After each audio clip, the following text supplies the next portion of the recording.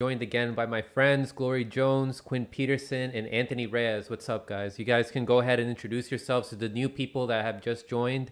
But this isn't your first time on this show. I love having you guys on. You guys are very smart. One of the smartest people I've ever met in my life. So thanks for being here. We can start with you, Glory. What's up? Was good. Just did a 300th episode of Slow News Day last night. That was awesome. Anthony was there, pretty dope, and also have a show out on the European Super League out with your friends Franco over at Hear Me Out. It was a pretty good video. Good one. I know.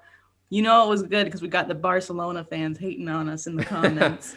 I was a hardcore Barcelona fan, but I mean, you can be like you can still be a Barcelona fan and like anti Super League, but I mean I don't keep up with soccer as much as I used to. Plus, Barcelona became really, I don't know what to call it, like elitist, like super corporate. Yeah. Yeah, we also have Quinn Peterson. What's up, man? Word. Hang out in Canada. My name's Quinn. I'm from Canada. I have a YouTube channel, Propaganda Live. Yeah, and I'm on Twitch and stuff. Currently have a broken computer, so I'm not streaming right now. But here with Franco. And Anthony Reyes repping New Jersey, right? What's up? Yeah, what's up? You can find me on Twitter, Anthony Reyes 850. And yeah, I'm usually contributing with Franco, Prop, a lot of channels, and I'm happy to be here. Don't forget the Yellow Brick Road. Yeah, the Yellow Brick Road. Who's that? Economics. Yeah, so let's open up here with this clip of Pramila Jayapal. She was saying that she's giving the Biden administration, the imperialist Biden administration, that started off by bombing Syria. She's giving Biden an A. So I'm going to go ahead and play that clip for people who haven't seen it yet, and then we can share our comments on it.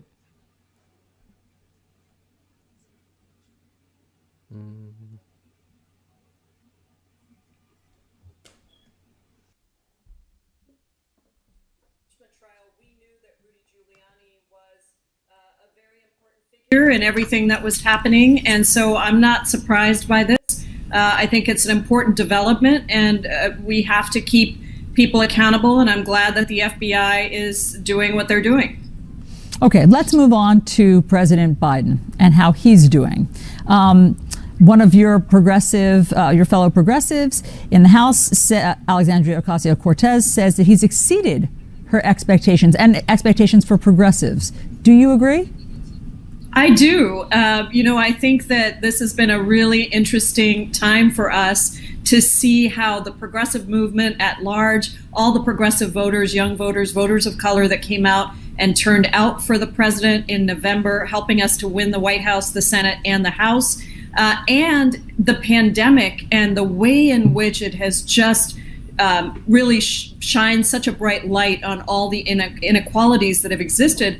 I think President Biden has risen to the moment, and I really do give him an A in what he's done so far. It's been bold, it's been progressive, it's been what the country needs. He hasn't shied away from it, he has leaned into it, and we're hoping that the same continues to happen as we go through the process to pass the Jobs and Families Plan. I mean, that said, I know you haven't been completely on board with all of his plans, and you've expressed some disappointment, the refugee cap, for instance. And in terms of his public polling, it's about how he's handling immigration that he gets some of his lowest marks. So what do you need to hear from him tonight? Well, on immigration, I have spoken with the White House directly about this. They are going to fix the refugee cap issue. I think it was a big mistake. I've told them that. I said it publicly. I said it privately. But they're going to fix it. On immigration, the president has, he's sort of gone back and forth. He released a very strong day one immigration bill, and we really applaud him for that. It's a great vision coming from the top. But if we are going to be successful, Democrats cannot do what Democrats and Republicans have done for too long, which is, Oops, what happened? Audio went away. Immigrants as a political football. Oh, that's fine with me. And trust the plan, because Biden is going to fix it, right? Biden's going to fix the immigration, all the things that he hasn't fixed yet. He's going to fix it. but he has an A. She's giving him an A.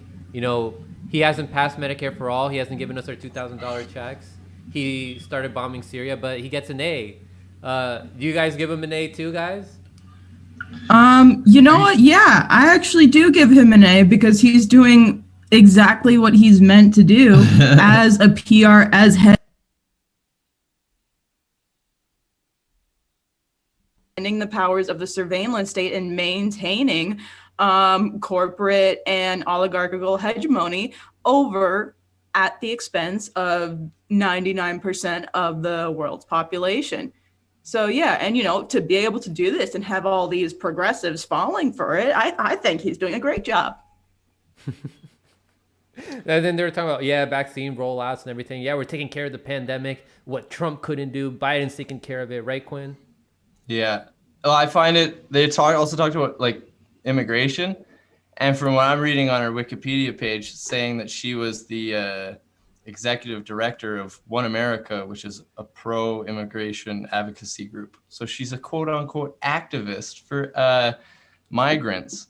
You know, she advocated to get them TVs and a little bit better cells, but they're still fucking trapped in cells and being like, remember there was a whistleblower that said that they were like sterilizing women in the ICE camps and shit. Oh yeah, allegedly, yeah. You think that stuff is stopped under fucking Biden with these fancy new fucking cells they got with TVs? Supposedly there's more people there now. But at least they have like a TV there. Well, I mean, yeah, and Whitney Webb has an article out right now about how like they're housing migrant children in military bases, and one of the things that's plaguing, you know, these military bases acting as the overflow facilities is like it's rife with sexual assault claims.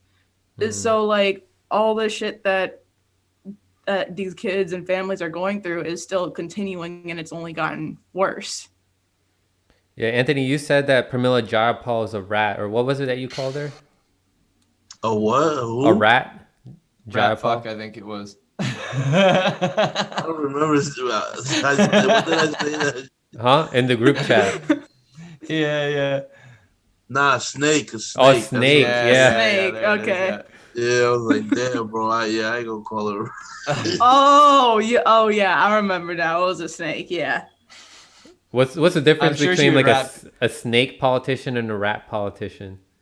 I don't know. Yeah, a snake's a little bit better at weaving through shit, and a rat. I think a rat's kind of harsh to say because rats are supposed to exterminate rats or whatever. And that's kind of harsh. Well, not to mention with rats, you think of like I guess it has a more like kind of 3-letter agency asset tone for it. Like Pete Buttigieg is a rat, but fucking Sabu is a rat. Like, if she's gonna sell the people out for fucking Biden, then she would be a rat. Like, you know, she I don't know. It's like almost like, I don't know. Maybe not a rat, but fucking like just turning her back. Like I think Glory mentioned, like she had that Medicare for all bill and shit. You know what I mean? I'm just trying to be fair.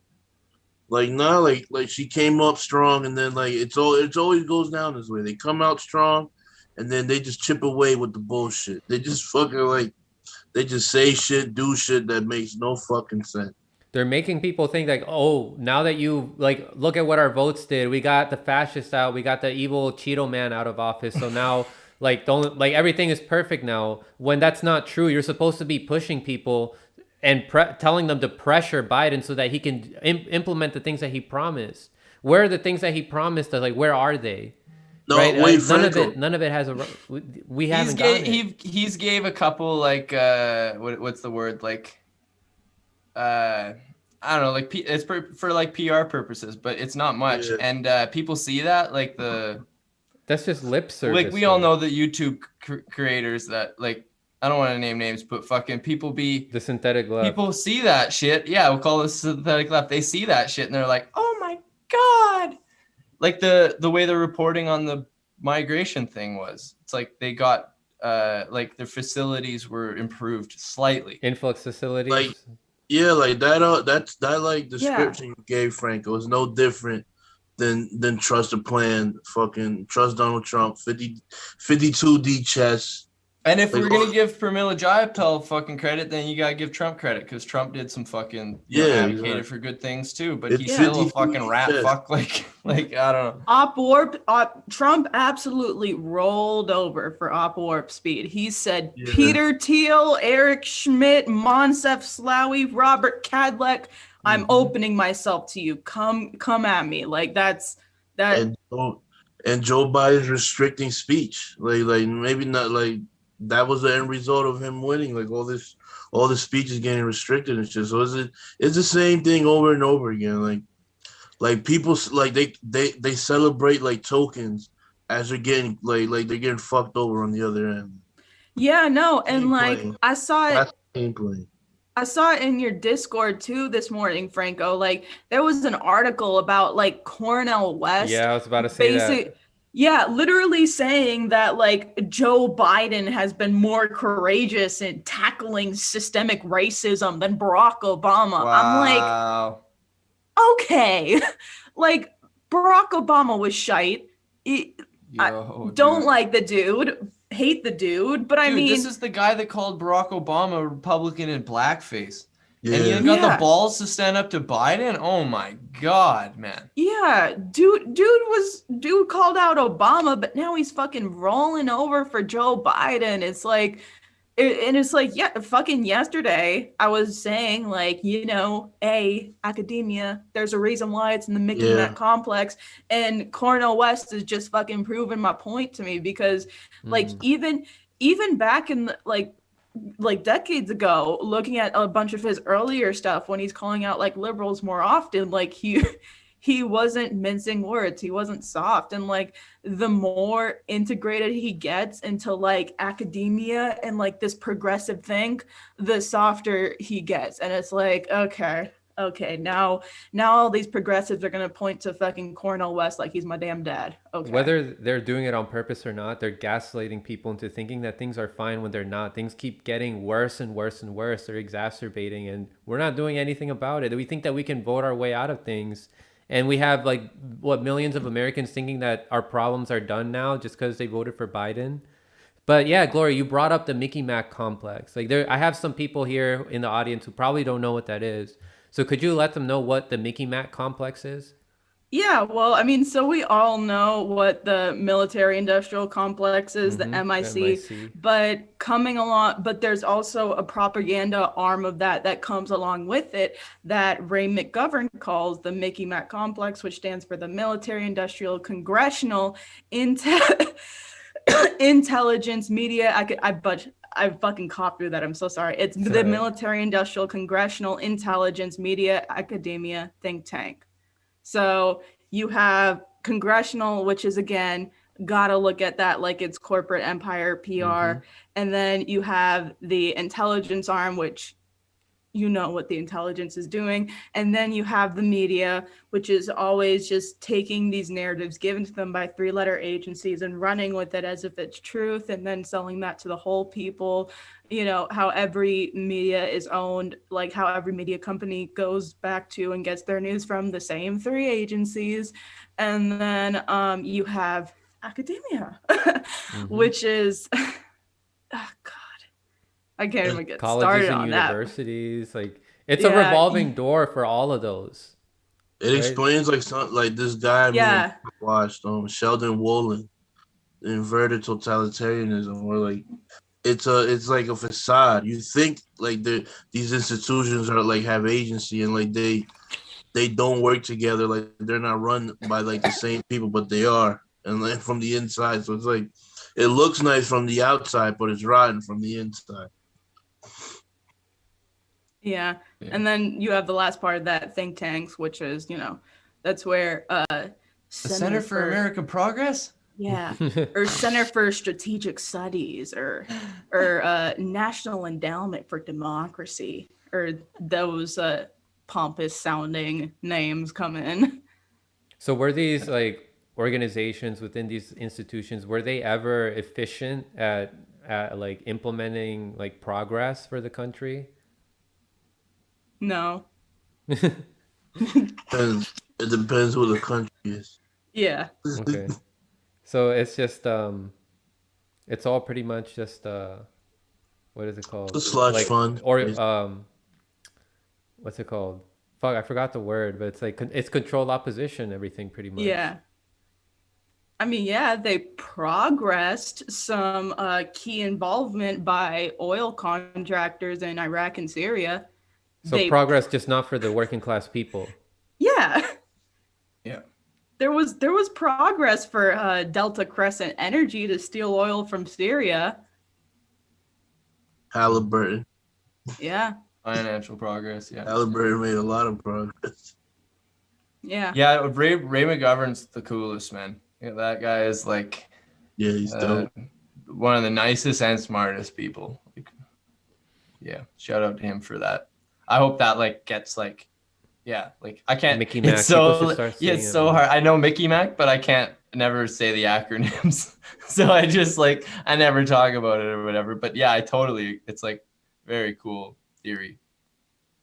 Yeah, no, I mean I like it. I like the theory. It's a really cool. It's a really nice way to kind of explain everything, from especially when you're in the sphere of like Julian Assange and anti-imperialist activism. It really helps to explain the propaganda arm, and because he included academia in it, which I thoroughly appreciate, because it should definitely be included in it.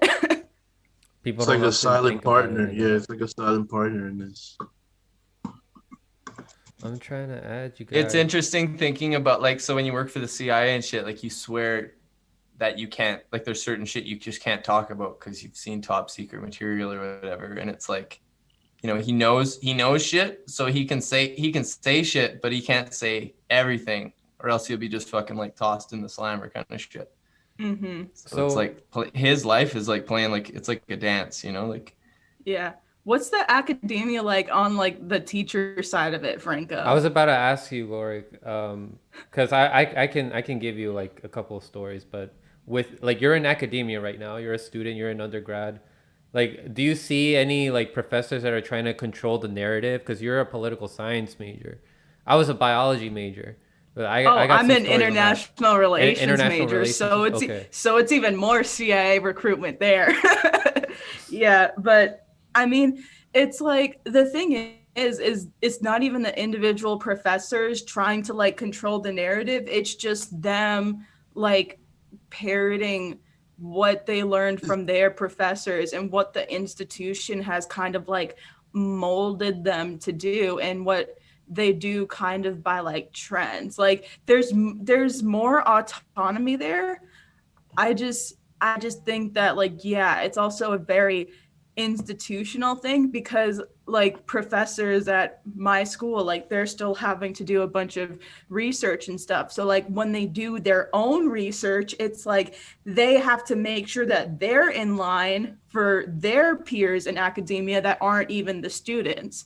So it's like having to stay in line for their research peers kind of rubs off into their teaching, to the point where like they teach kind of staying in line like that, staying within like what's acceptable almost, and parroting kind of the same points that you know doesn't really get you in trouble.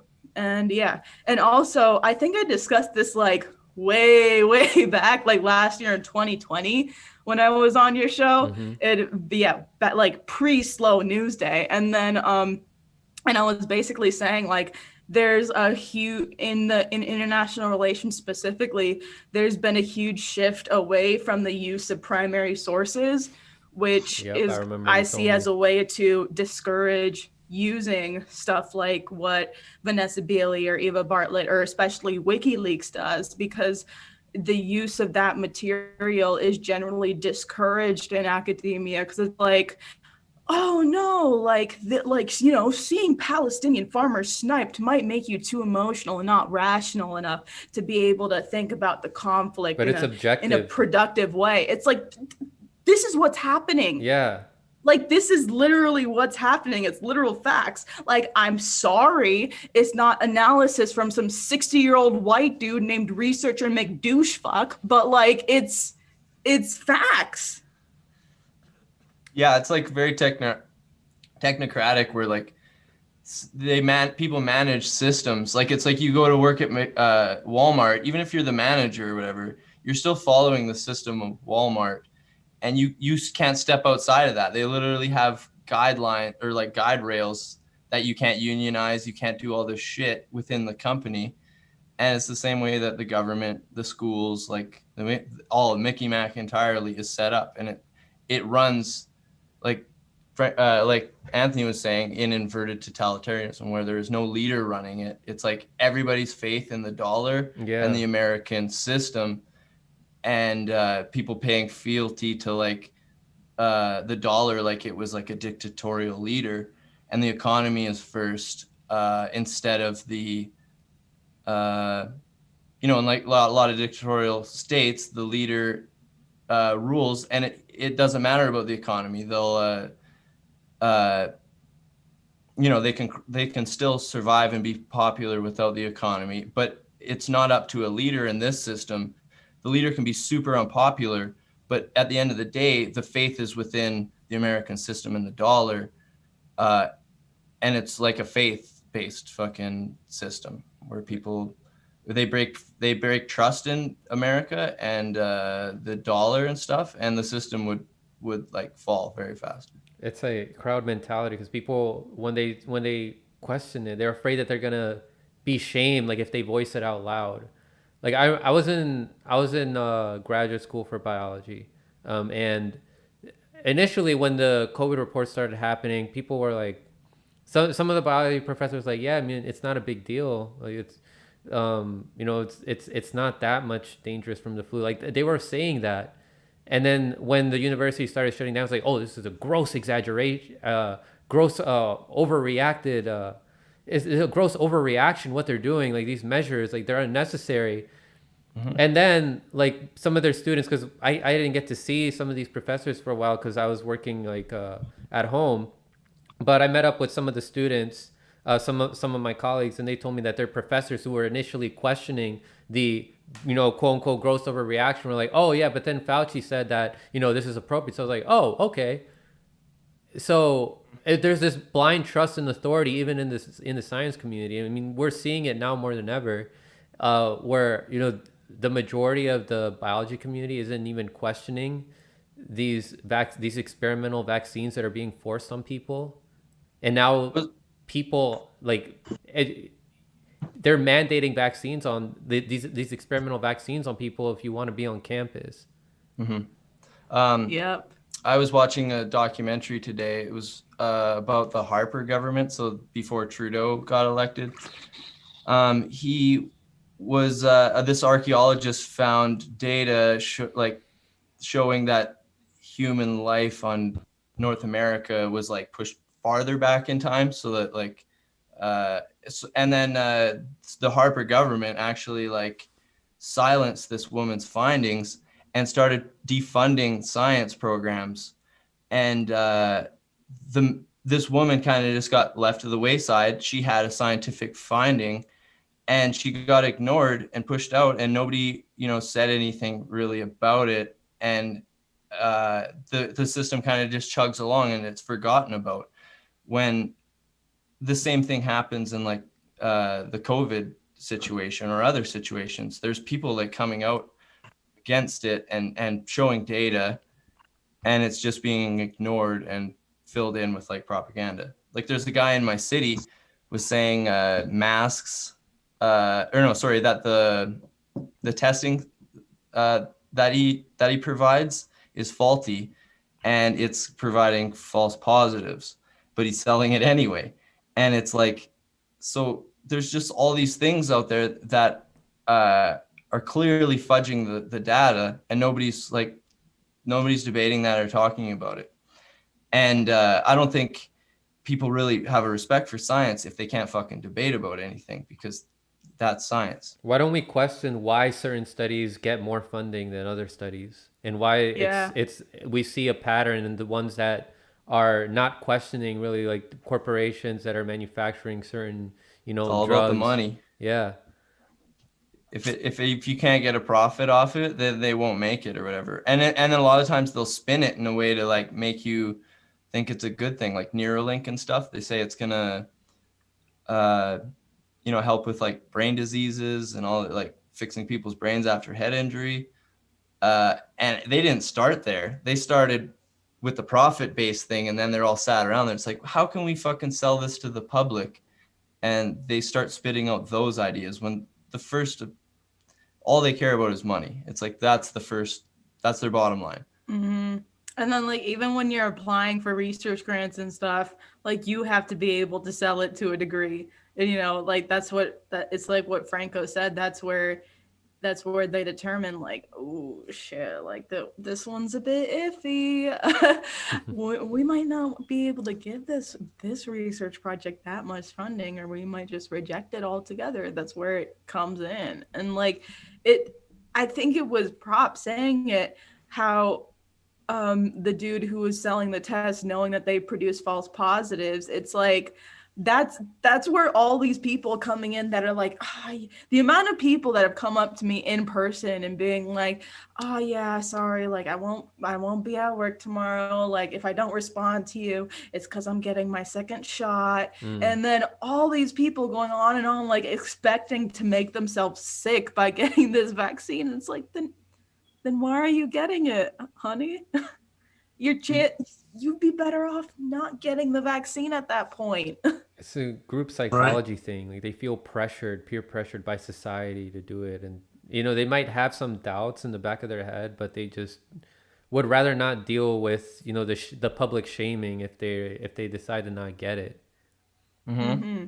I received a text message before the show or whatever, and it was like fucking crazy alarm sirens going off. And it was like Alberta emergency alert, public health alert issued by government of Alberta. New COVID-19 restrictions are now in effect. Hotspots regions across Alberta. Please follow the rules, get vaccinated, and go outdoors safely. Socialize while distancing.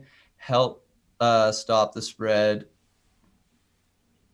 Yeah. So, but it tells you to get vaccinated here. That was my main point. It says, please follow the rules, get vaccinated, and go outdoors to safely socialize while distancing to help stop the spread. So it's like, I got fucking scared shitless getting this. It was just like, And I look at my phone and I'm like, what the fuck is going on? Is somebody being like, is a nuke going off? And they're telling me to get vaccinated. So people get this like emotional response from that shit. They read it and then they're like, they read the vaccination part and they feel that you're being like told to get vaccinated.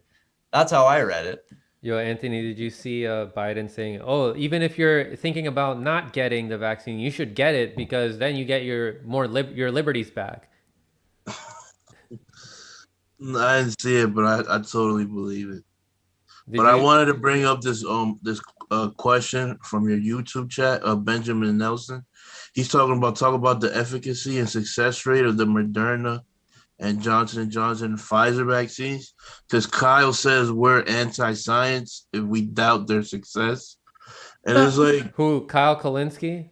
Yeah, he said Kyle Kalinske. And it's like... The fact that you don't want to question that makes you anti-science, Kyle Kalinske. Science is an ongoing process. And why did it get pulled? Why are these drugs being pulled? If the company, like, they love money, so why, obviously they don't want to be losing money.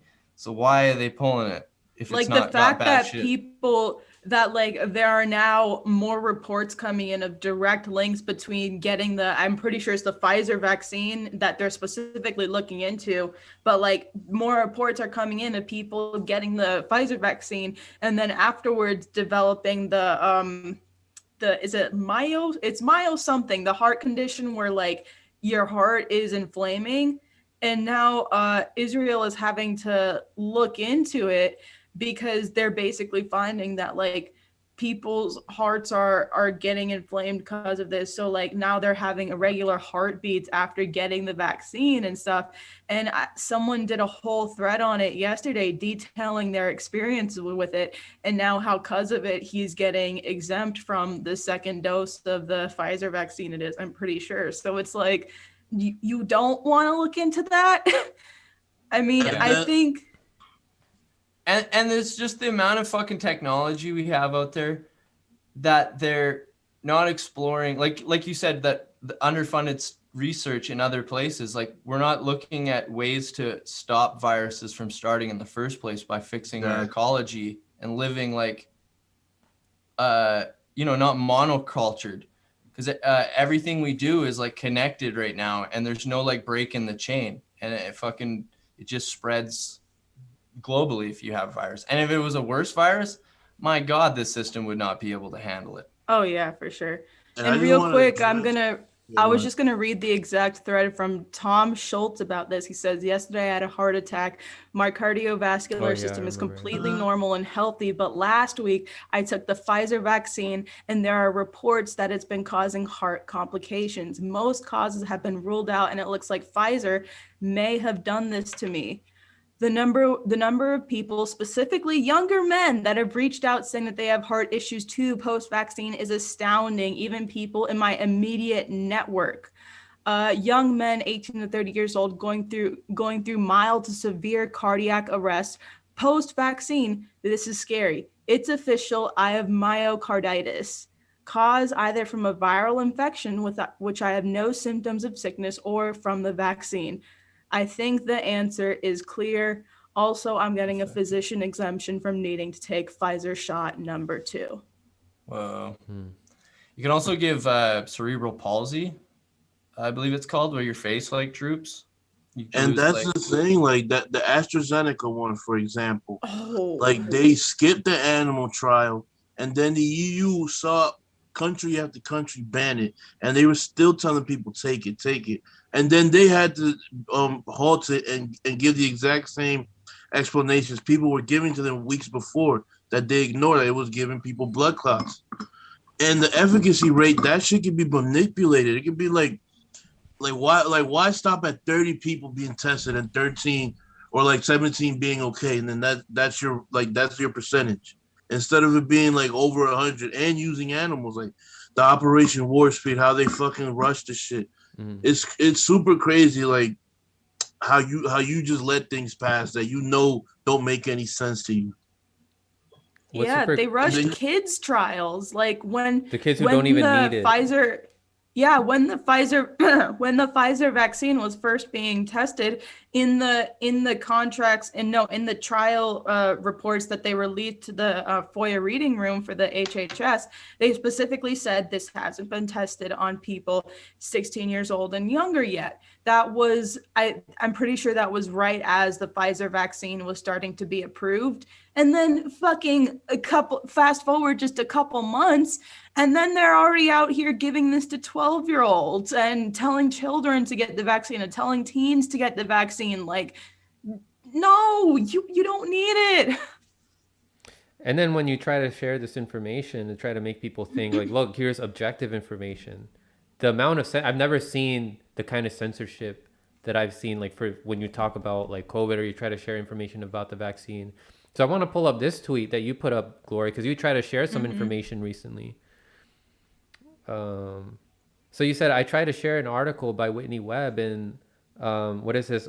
Jeremy Lafredo, I think. Jeremy Lafredo, exposing the AstraZeneca vax developers' ties with eugenics to offer more information to someone looking for informed consent, and Twitter tried to block me from reading it, then straight up didn't let me share it. #fuck censorship.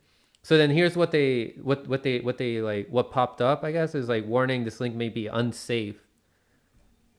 And okay, that's for us to decide if it's unsafe or not. But if you're not computer savvy, you're like, oh my God, I'm making a virus. Yeah. I know, that's the way that it was laid out.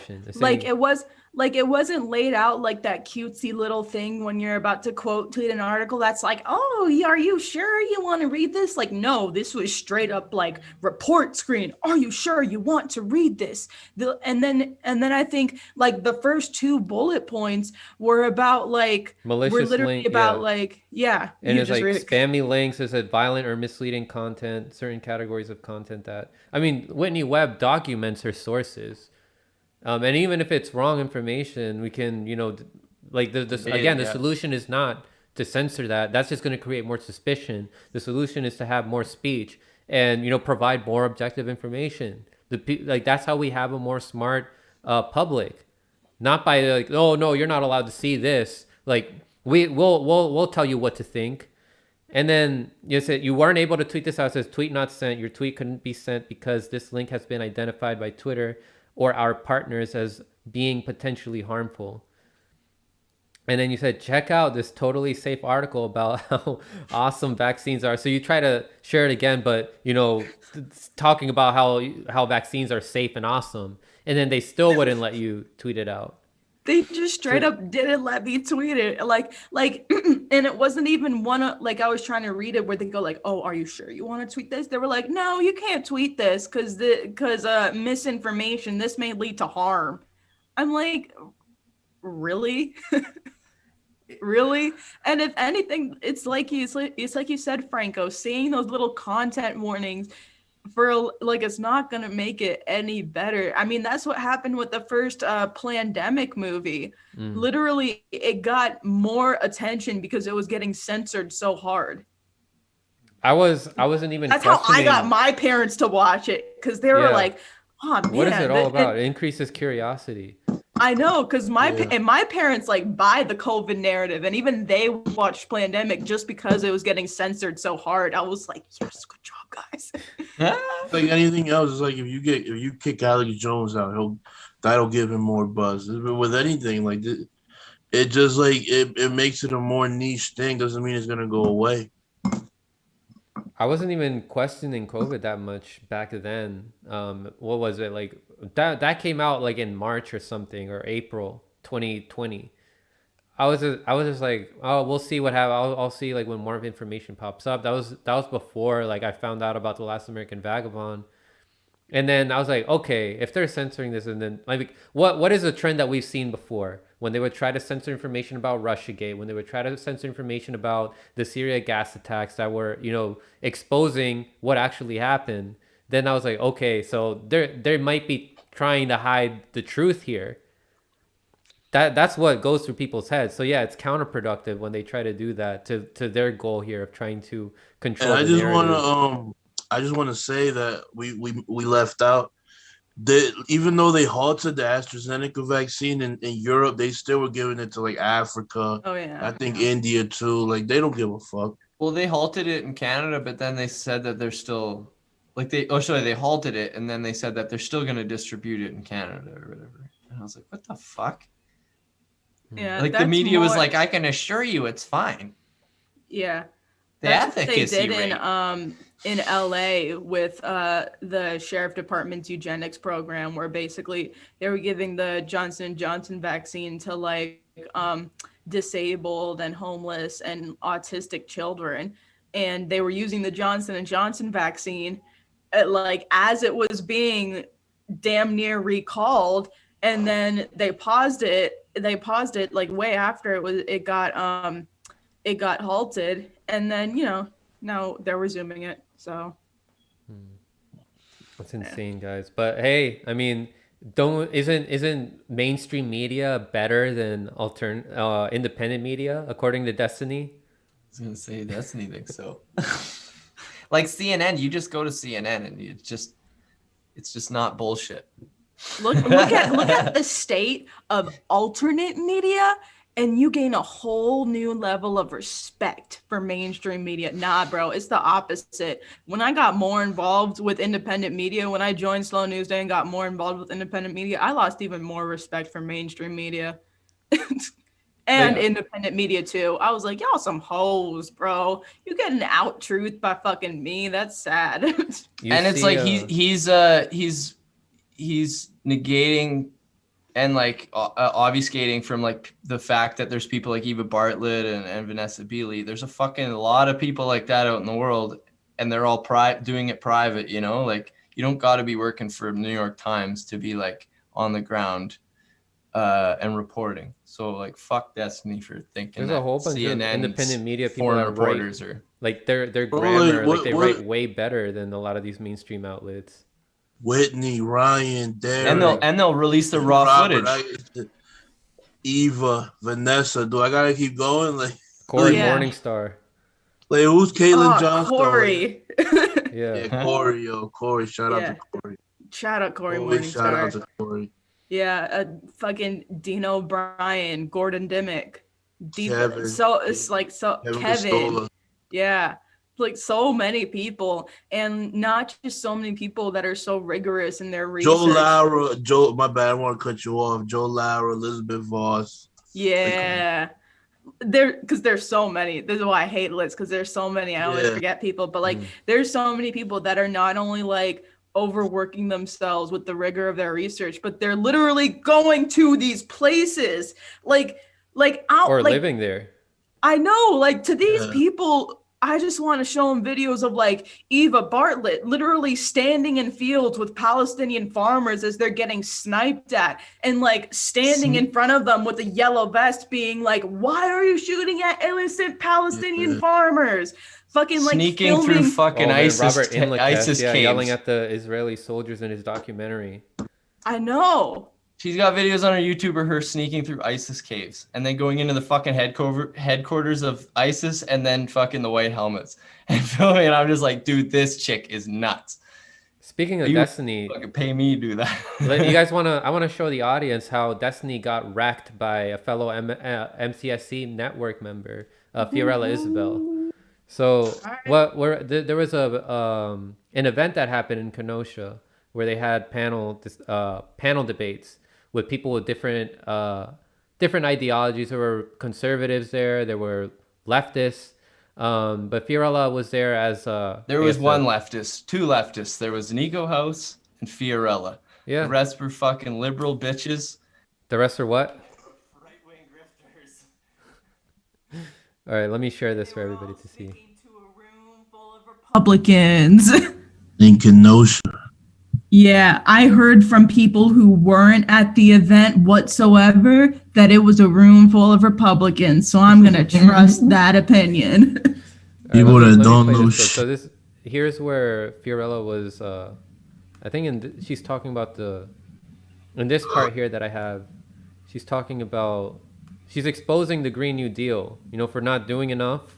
It benefits the corporations a lot. Like you can't serve capitalism and the corporations and then serve the people and serve the environment. The two are diametrically opposed. So yeah, let's see. And then Destiny had his reaction, and then Fiorella just schools him.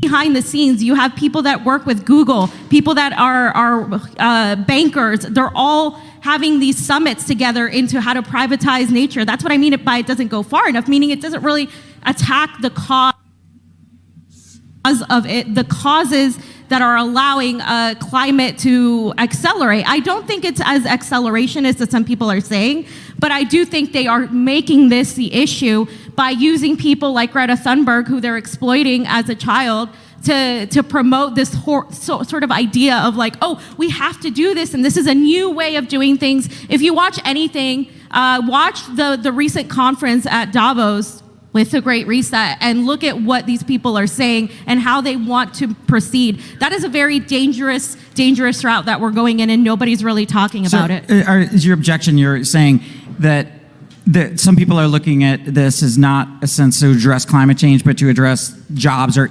economics, changing the economic system, something like that? No, I mean, I think we need to address those things, but what they're doing is they're using climate change as the Trojan horse to implement privatization across all industries, and nobody's talking about it from that aspect. And a lot of the left, the progressive left, is just embracing a non-binding resolution, which, by the way, the Green New Deal is a watered-down version of the Green Party's actual Green New Deal. It's a non-binding resolution. It does nothing. Neither does the Paris Climate Accord. The Paris Climate Accord is symbolic at best. If you're looking for solutions, you have to look at how to produce jobs in a sector that can actually replace the jobs that you're going to cut down from oil. And none of these people, these Democrats especially, are actually giving tangible solutions to that, which is why a lot of people on the right always say, well, where are the jobs going to go? Well, you need to address that.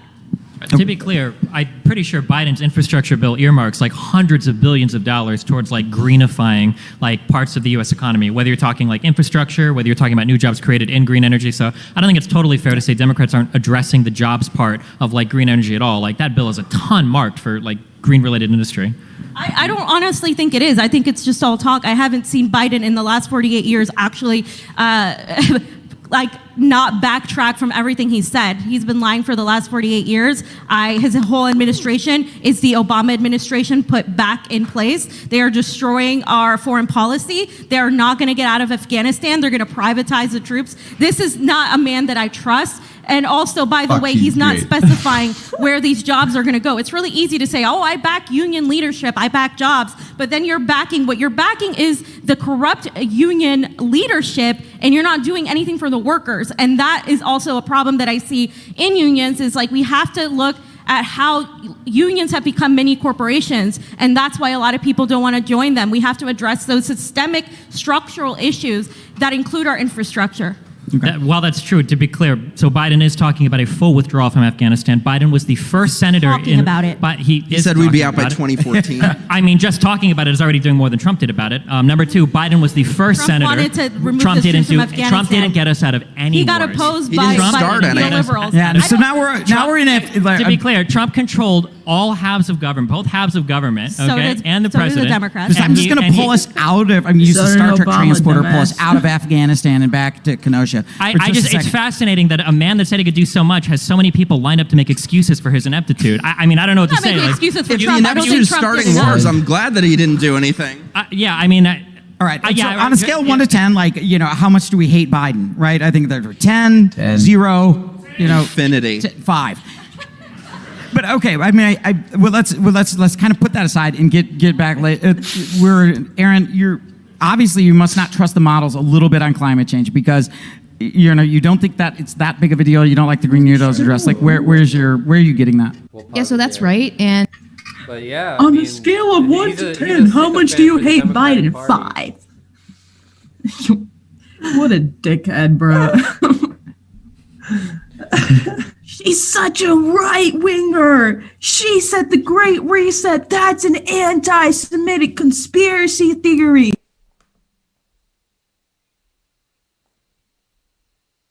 The National Socialist Model Company. Boom. I think it was Steve who called him. Steve from Slow Music called him the Ben Shapiro of the Democrats, the neoliberal Ben Shapiro. Yeah. Super accurate. But yeah, I mean, clear sycophantism there. It's like all these excuses for Biden, but then when Trump did the same exact thing, he's like, "Oh, that's bad." Like, I mean, come on, And he removes himself from history. Obama got the biggest oil boom in world history under his presidency, and like sold more oil than anyone in world history. So like that was with the help of Joe Biden going around to all these countries fucking with his briefcase and lotion to jerk people off. Like, I'm glad Fiorella brought up the Great Reset and how it's it's tied to how these corporations are trying to take advantage of environmental issues, but really they're privatizing everything, and it's going to hurt the environment more. More people need to know about that. That was, I think, her best point, that she like.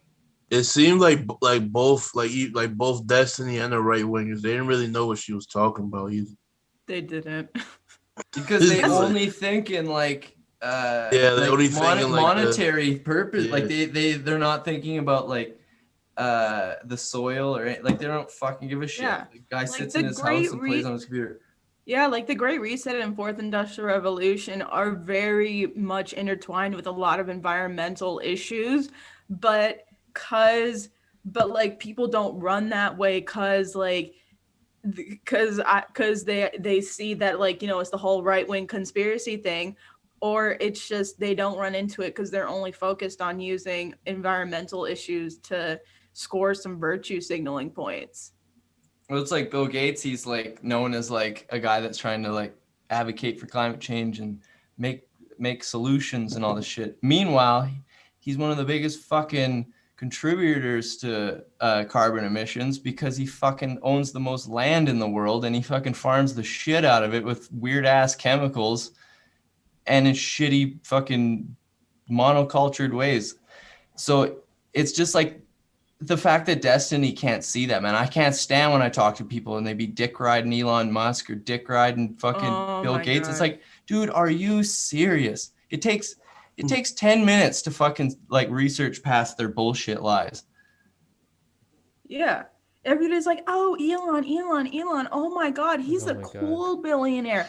He has the Tesla. He's Tony He's Stark. gonna make a self-driving car. He has an ugly ass Tesla truck. Like, where do you think the material for those cars comes from?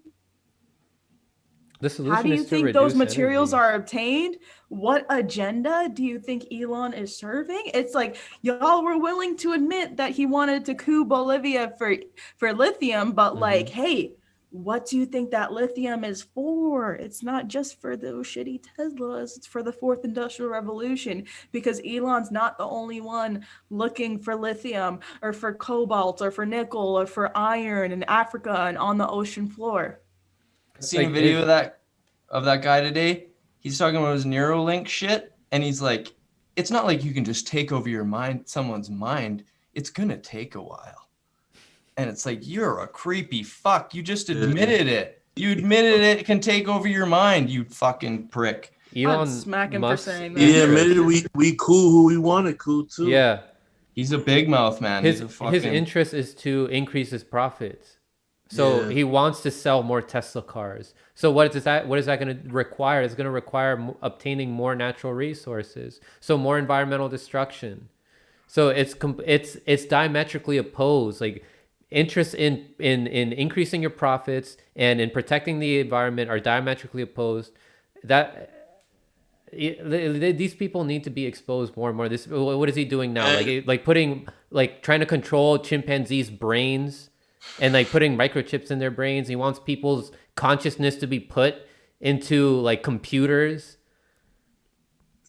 Get out of here. It's really simple to see through it. Like it's fucked. Not only that, dude, when he when he did that deal with Trump for SpaceX, dude, he became the country's like #1 fucking weapons manufacturer. Mm-hmm.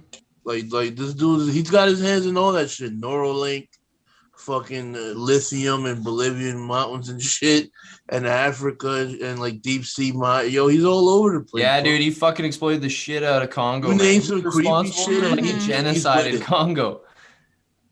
You name some creepy shit, and he's with it. Like you can extrapolate the genocide in Congo over the years to like all the fucking slave mines and shit, and like go up the ladder, and you're gonna find people like Musk and shit. Isn't there more reports coming out about his ties with Jeffrey Epstein and Ghislaine Maxwell? Also, I haven't heard of that. I heard about that. Fill me in on that. There's supposed to be I forgot where reporting I saw it. on it coming out, I believe. Oh man, yeah. I'm looking forward to that. I heard a little sneak peek on the Slow News Day. Because remember when it's not coming from us, it's coming from Whitney Webb. yeah. Remember when there was like a picture of him with Ghislaine Maxwell, and then he was like, "Oh, she photobombed me. No, don't worry about it. She photobombed. Nothing to see here." Yeah, I just went to a party hosted by a bunch of pedophiles, and one of them happened to photobomb me. Man, it happens. It happens sometimes. There's a picture of Courtney Love with this like fucking 12-year-old girl walking like right in front of Jeffrey Epstein, and they're like speaking to each other. Like, I don't know, like that is a creepy ass picture, man. You guys saw she has a black eye now? Yeah.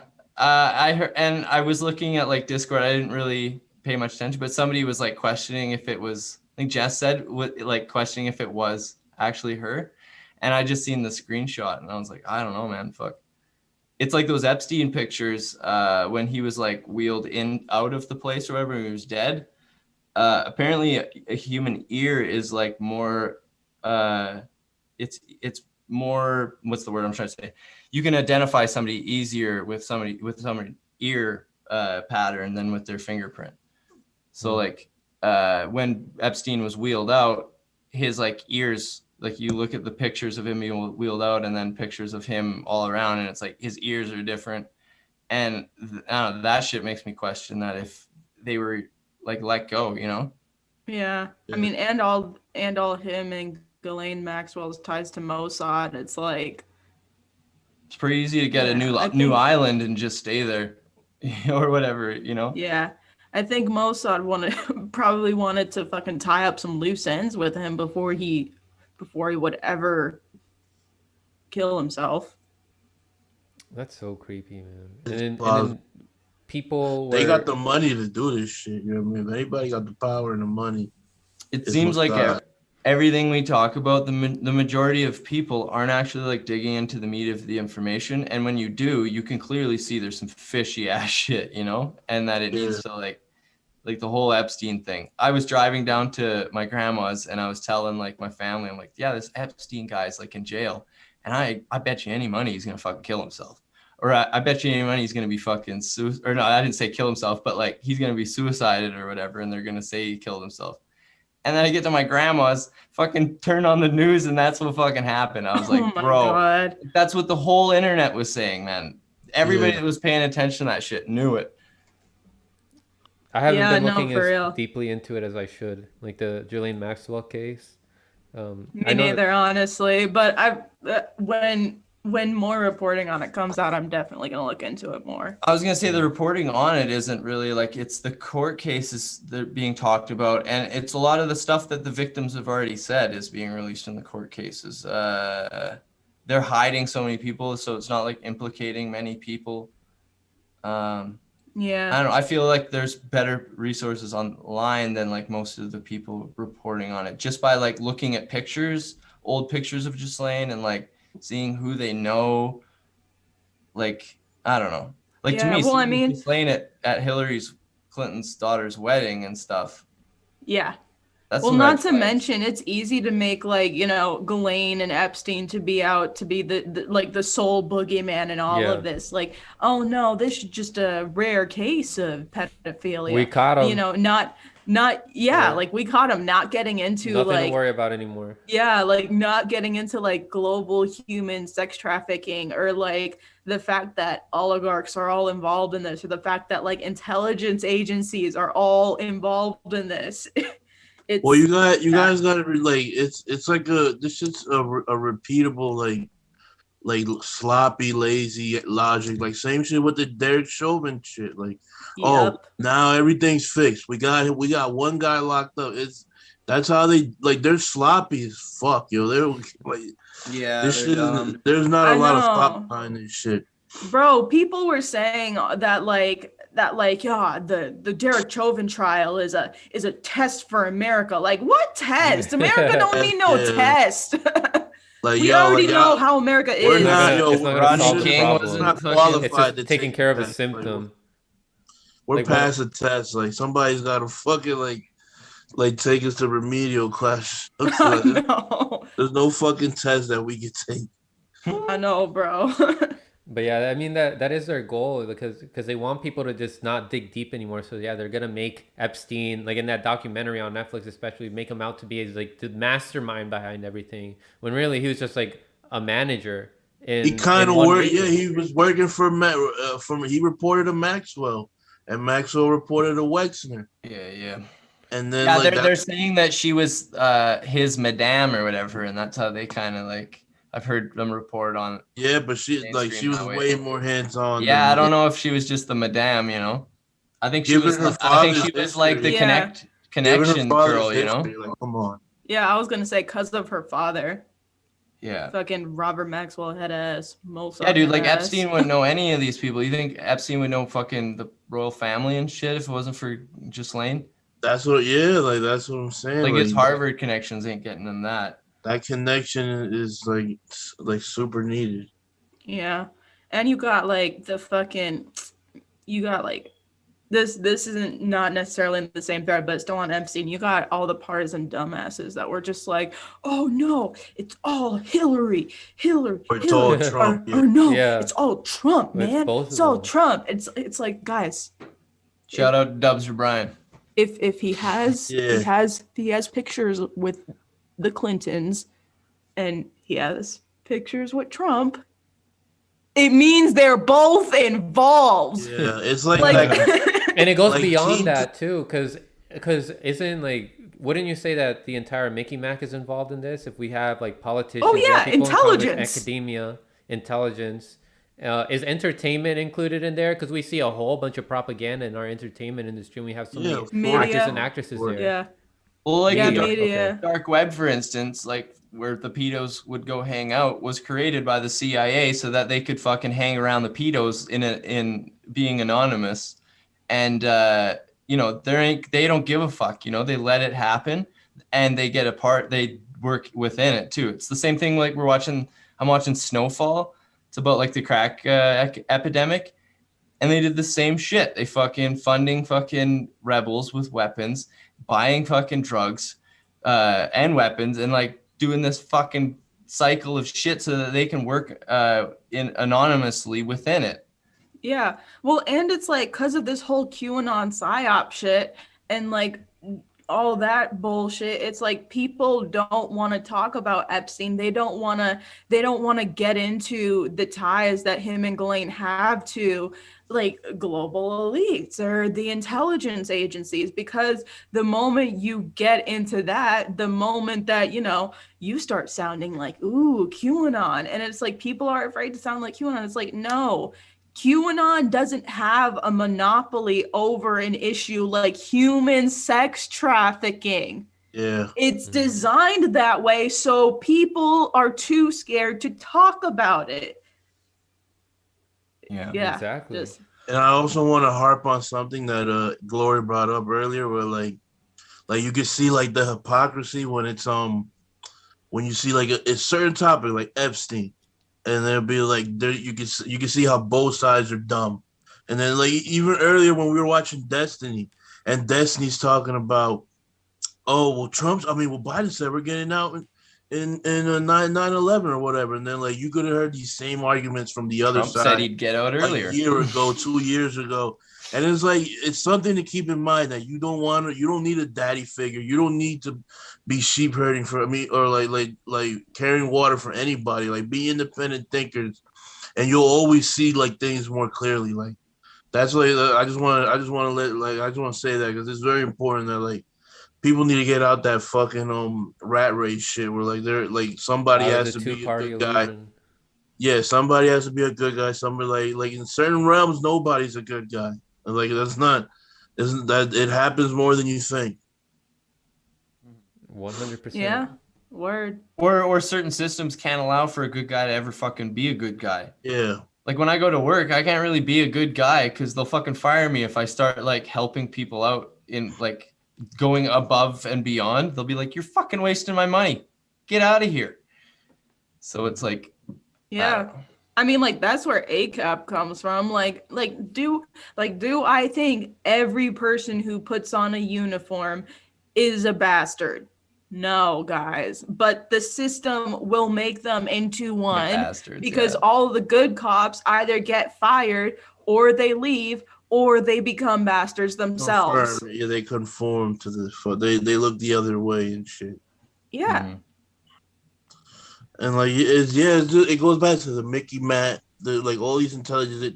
They count on us to have these fucking like divisions over like petty shit. Like yo, you gotta be able to leave your ego at the door and like try to figure solutions out with people you don't agree with and shit. Like ask questions, see why they think the shit they think. So where do you guys see all this going? Do you guys see that if anything is going to get revealed out of this Ghislaine Maxwell case, or it's going to be years until we get more information? I got no idea, man. It could go either way, man. I don't know. I don't even know. I think they're going to give us a nice little vignette of what they've already gave us, and then it'll be swept under the fucking rug, and they'll pretend like it was all exposed, and the shit that we can't show you that's redacted is to protect the victims or something. I don't know. Like they'll fucking. It's like. Please respect. Sure, you asked Virginia Roberts, she would say, "Please don't redact my name or whatever." Or any of these other people, they would probably, speak out against the redaction. How come celebrities aren't being asked more questions about this? The people who we see like having pictures like on the island or at Epstein's parties. They're easier to get access to, right? It's harder to go up to a politician and like ask them these questions but if like Steve Pinkerton or like all these like scientists or celebrities, I'm probably easier to see them at a restaurant. Yeah. Yeah. Yeah, that's true. But I mean, shit, man. I've been in Los Angeles for what, 3 years now. I ain't seen one celebrity. I mean, no. I've seen like a couple like Twitch streamers with like 20K followers or something. But I mean, like, I'm talking about like the heavy hitters, like me. Brad Pitt and the So gang. so big shout out to Johnny over at Combo Couch, because we were like talking about this in pure speculation. We were just like, okay, so what if like one day we just hang out at like In-N-Out or something, and then wait for Travis Scott to come, and then get him on camera saying like free Julian Assange or something. Totally, yeah. Yo, he would never say that shit. But like you could, that's Who the is thing that? I'm saying is like you could act like a fan and just be like, hey, Travis Scott, could you please say this to my cousin or something? Like, give a shout out to my cousin. Oh, Yes. Oh yeah, free Julian. Free Like, Julian free my Assange. nigga Julian. Like use that as like the beginning of slow. Yo, that would be perfect. Yo, use that like at the beginning of Slow News Day. Or like free Julian. Yo. Yeah, it's like I've missed a bunch of events. Like Trudeau's came to my city, and I'm like, oh, I'm gonna go to that, and then I fucking was busy, and I'm like, fuck, man, I missed it. I could have either like made a fool or like actually asked him a question. If I couldn't ask a question, I would have thrown something at him or done something, like got on national television, been like, subscribe to Slow News Day. Oh my god. Really, where are all the celebrities? How come like they're not like out and about in LA? Do they hang out and like I don't know, like only? I think they're either like embedded or they're embedded or in it, or like they know that they can't talk about it. Like they're either already a part of CAA or one of those talent agencies, or they know about it, but like they want to keep their job, so they can't talk about it. I think It's a lot of like- these fucks talk about like the impending doom of the world, and they're just like, we'll be good. And they're like, isn't it sad that it's gonna be these people are gonna die, but it's like we'll be good. Yeah, those people are like so out of touch, bro. Like how many Russell Brands are out there, bro? Like that know what the many. No, man. Just one. I know. Some like, of them might be afraid. Like you don't get a lot of Rose McGowan's. Yeah. Yeah, exactly. Like these people seem to be rare. Like who knows? There might even like the ones or two that like are quiet about it. Like how many are there actually out there? Like people got other shit to do and shit. People got money. They got distractions galore. Like they ain't worried about that. Also, if there's something that they know, or if they have an experience that happened to them where they were a victim, they usually speak out when they feel it's safe. Like for example, with Harvey Weinstein, one person exposed something, and then a whole bunch of people came out. Yeah, then like you heard what Joe Rogan said. Joe Rogan's like, I heard the rumors. I just thought like it was consensual. Like, yo, how dumb are you, bro? Like, I thought it was consensual. Like the hottest women ever, bro. Like, come on, bro. Yo, that's like that. He's known as the Toy Box Killer, David Parker Ray. He got pulled in by the FBI and had like so many. He got caught with like these tapes or whatever, and he got away for a long time by just saying it was all consensual, and it was all like crazy like kink stuff, like torturing and stuff, and it was like, and he was drugging these women with like the same shit they were doing in MK Ultra, and like erasing their minds and then ditching them, and then they thought they were just like, like drunk or something happened or whatever, and then like. This one woman had a tattoo, and the news like played this and whatever, and the chick seen her tattoo, and it was like an original drawn tattoo, and she didn't know anything about it. She was MK Ultra. Oh shit, he drugged it. Yeah, and that's how he got caught, and it was like the most fucked up shit. And it's like, to me, that's like I watched that, and it made me think back to like Epstein and just Lane and stuff. And it's like that world is out there, man. It's fucking crazy. Yeah, dude, that shit's freaky, bro. Like they would use, because Wexner would like ran fucking Victoria's Secret, like he still does, and all the subsidiaries and shit, like. And like if you if you ever been in Manhattan, bro, like they have these crazy fucking buildings and shit, where like it's like Victoria's Secret, but there's rooms on top of it and shit. Yeah, like and then they got Penthouse. cameras. They could watch any girl that goes in. Like, bro, that shit is weird, bro. Mm-hmm. And that's only like this. That's like scratching the surface, bro. Like, there's so much shit. Like, bro, and these are the same people that are gonna be in charge of like smart cities and the surveillance that's gonna come with that. Like, see, I was thinking of like Vault 7 or whatever. The way Vault 7 was acquired was the CIA stealing spy tools or like Trojan malware and stuff from criminals around the world, and then they use it to their benefit and stuff. And it's you can like the shit you can do with that program if you're at Jeffrey Epstein. You could fucking be researching people to see their vulnerabilities. Yeah. Like so much shit. Like there's tech pedos out there that are like fucking using like Cambridge Analytica style shit on people probably. Yeah, especially if like they start getting like all your medical information on the blockchain. Yeah. And everything will be fucking fair game. So like Prop said, they'll know all your weaknesses. That's just fucking ew. Yeah, I just thought I just remember that shit. Like how like what's it called? I forgot. Like all these like hereditary like websites and shit like that'll trace like your 23andMe, yeah, man, they got your fucking your DNA. It's bullshit too. They discovered that you can't really tell like it always sounded like that shit. Like epigenetics plays so much more into DNA research now that like using DNA in a crime scene is almost like not admissible in court because there's been people that they've been DNA tested and then video evidence and like witness evidence and shit prove that these people didn't actually do the shit. And it like put a lot of question into DNA. All that shit. Yeah, like same thing with breathalyzers. I remember T-Lav covered that shit. Where like breathalyzers and all that shit is total bullshit, bro. Like the tech is like super faulty, and fingerprints are super like he was talking about fingerprints too. Like all that shit is like mad subjective. like you can test like 2 drunk people and one of them might pass and shit. Yeah. There's a lot of contamination in crime scenes, like other people's DNA. Yeah, all that. Yeah, my bad. All that. You're right. He was talking about that too. Like that CSI shit. Like, bro, that shit. Oh, that's unrealistic. That's super expensive to do too. Yeah, crime scene investigation shit. That shit is not sound science at all, dude. Yeah, it might point you in a direction, but that doesn't mean it's the right direction or whatever. Like, and like imagine being that. Like you're accused of murder. And then later you're like, I didn't do it. And then you get out and they're like, yeah, we seen you on tape and you didn't do it.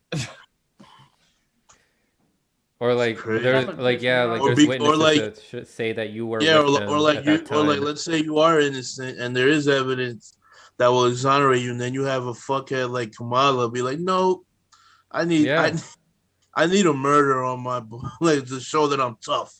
I need a murder. I need to like this little canal over here still needs to be finished, so I'm gonna need you to keep that in at least until that's done. Yeah. These are the kind of people we have at the top. You know, these sociopaths that care about titles more than they care about the well-being of people. Bringing Kamala Harris to cop and Joe Biden, the author of the 1994 crime bill. But hey, he has an A though. He has it like so far. What he's done, he has an A. Yeah, somehow. I know, bro. He spoke up against institutional racism. Man, I was so thoroughly touched. Yeah. Wow. His mom played the radio for him when he was a kid. He's a bright boy. It's like who that like bro like what Cornell said is like it would be like who do I bring up? It'd be like fucking Harvey Weinstein saying like rape is bad. You know what I mean? Like a perpetuator of like the bad shit he's led down like years of doing. Like, you know what? He went around with AOC saying that. AOC fucking shared a stage with that douchebag saying that. I know, shit. and fucking Cornel West and Pramila Jayapal saying that shit would be as if like fucking Alyssa Milano and Chrissy Teigen or someone else were to come out and say like, I give Harvey Weinstein an A. I think he's been really courageous in addressing the issue of rape in Hollywood. They know they're lying.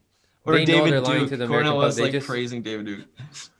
Yeah, like exactly. Yeah, that might even be like just more like I don't know. They're trying to get liked, I guess, by the main. They're trying to get embraced by the establishment.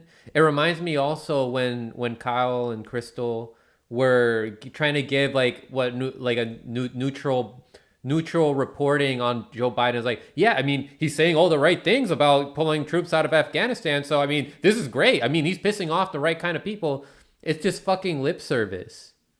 Like why are you falling into lip service? Like we know we have a 40-year track record of how he is and his actions well, I mean, and who he serves. I think like that's not the problem. The problem is these people like their job is talking.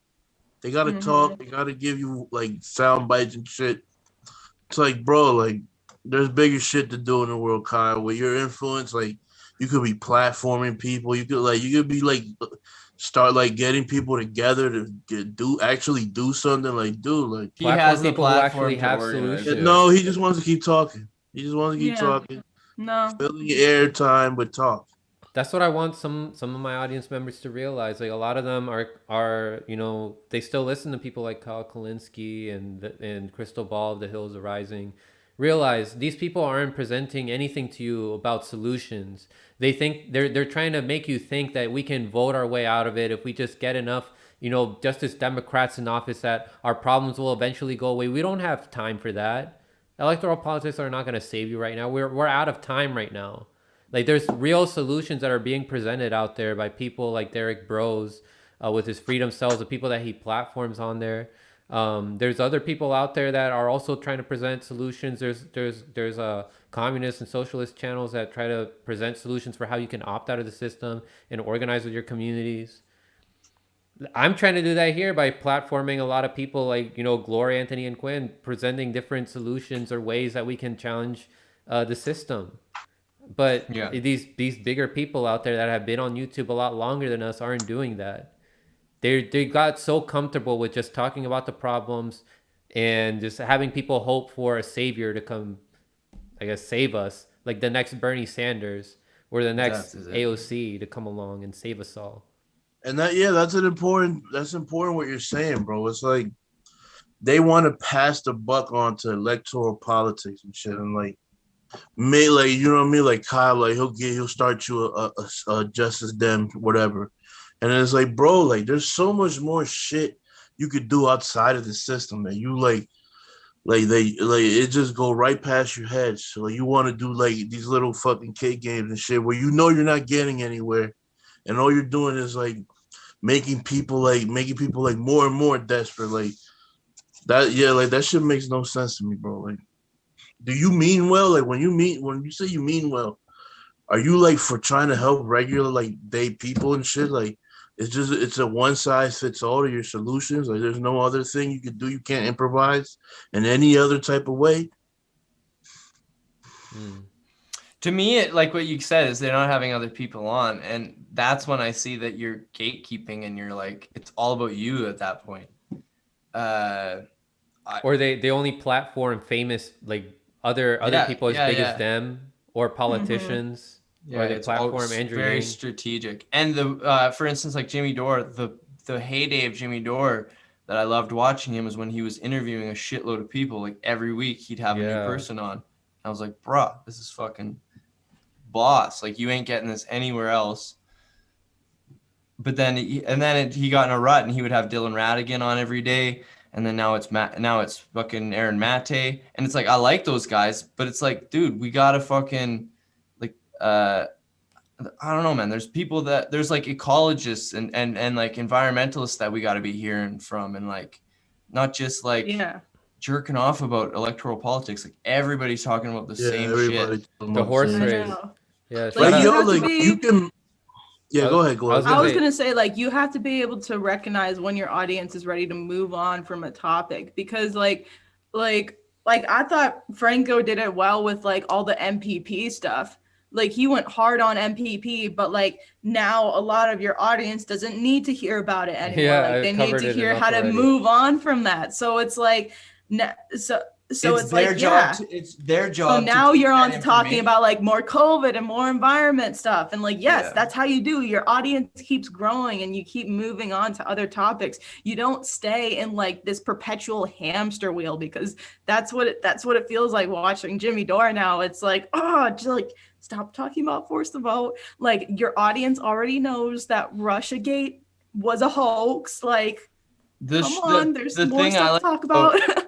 the people that we fuck with is that they are repeating the same shit, but they're connecting it to the stuff that's The happening new now. stuff, yeah, diversifying. It's like we're not forgetting the fucking shit. We're not gonna forget what happened to MPP, but like you put out this shit for that month or that week.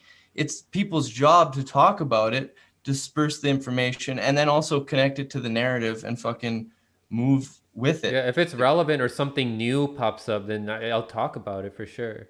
And yeah, Steve from Slow News Day, he wrote in the chat, okay, but Franco, remember that those hosts aren't approaching it from a place of activism, but from a wannabe pundit perspective. It's an entirely different worldview. And yeah, that's true. Like their goal is to just, be a pundit.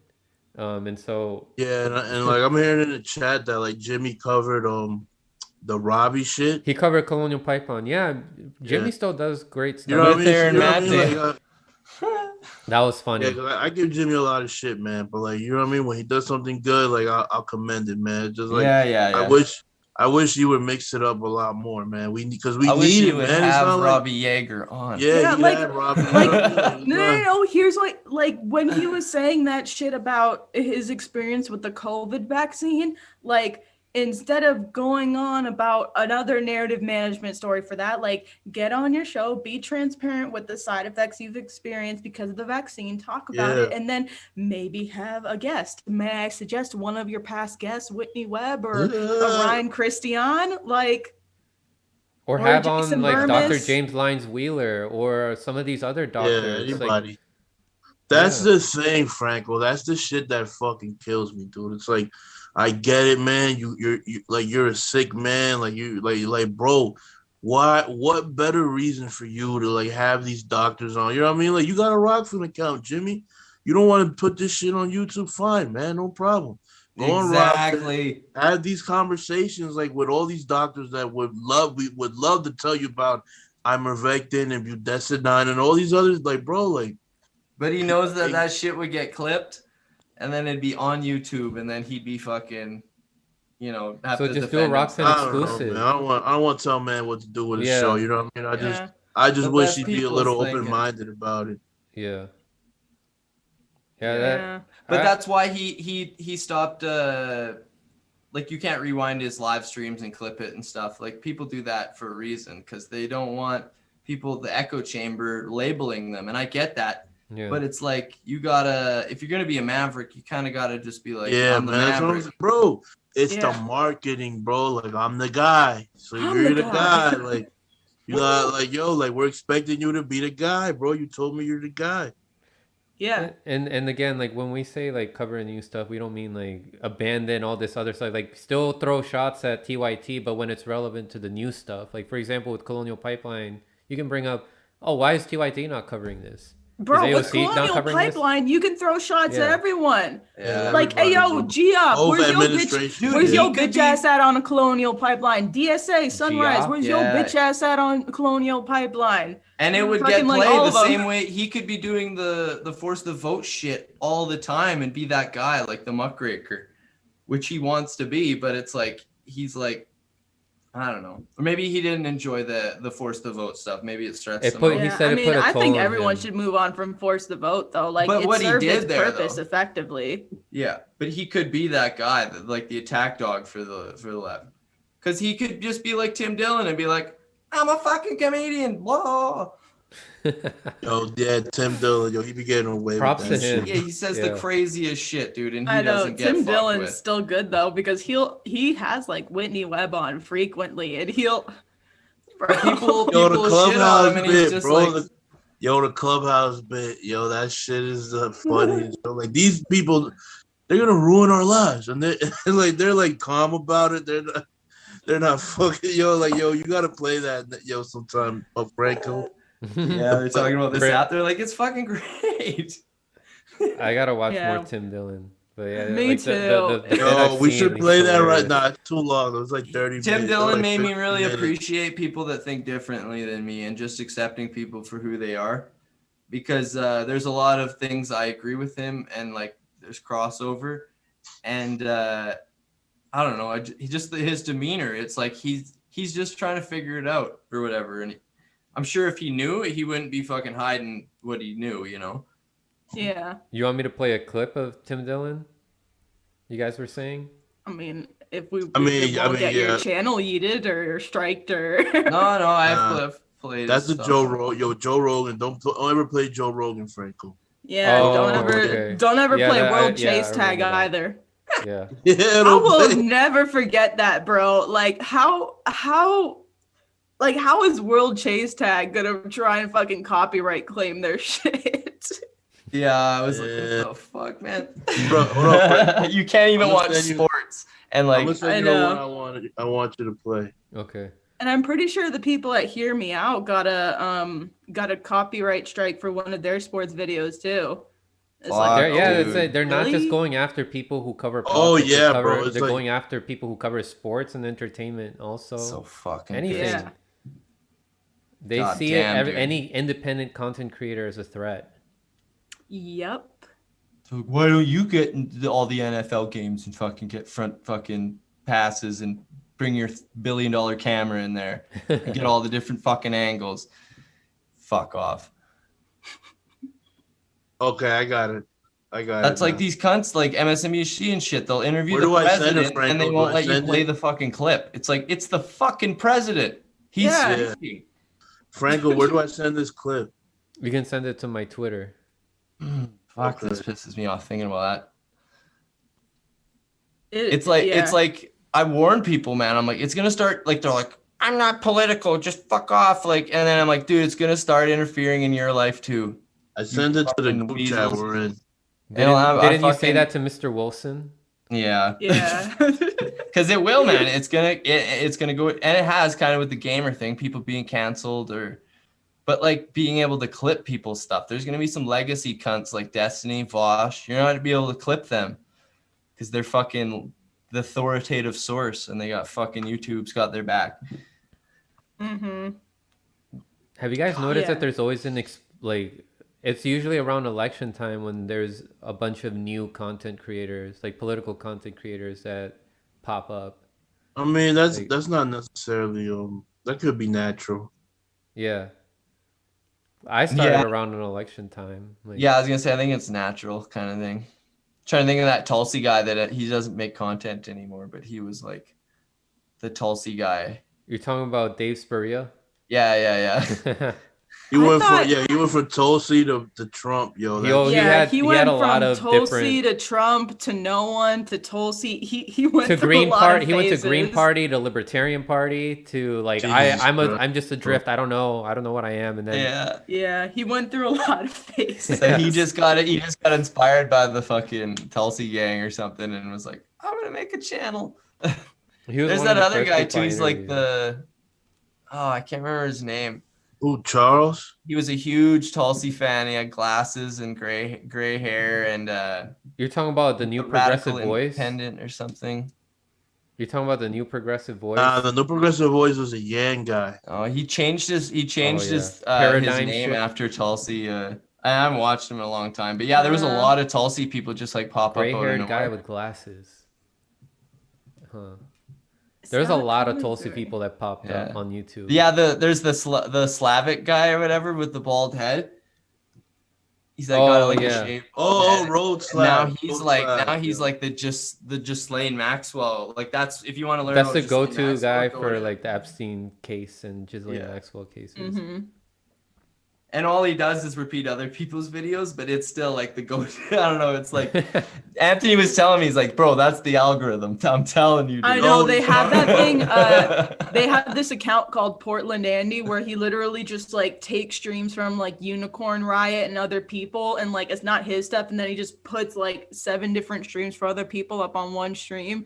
So he's made himself like the go-to guy for protests, even though none of the content is his. Damn, bro. Road Slab's still sick though. I'm still down with him. Yo, But Road it's just Slab funny. Road Slab's funny, bro. Like I didn't watch him in a minute though. dude went from 12K to like 24K, yo, just covering Epstein every day. Damn. Every day, like last year, like he covered the whole Ghislaine arrest, like yo, like that.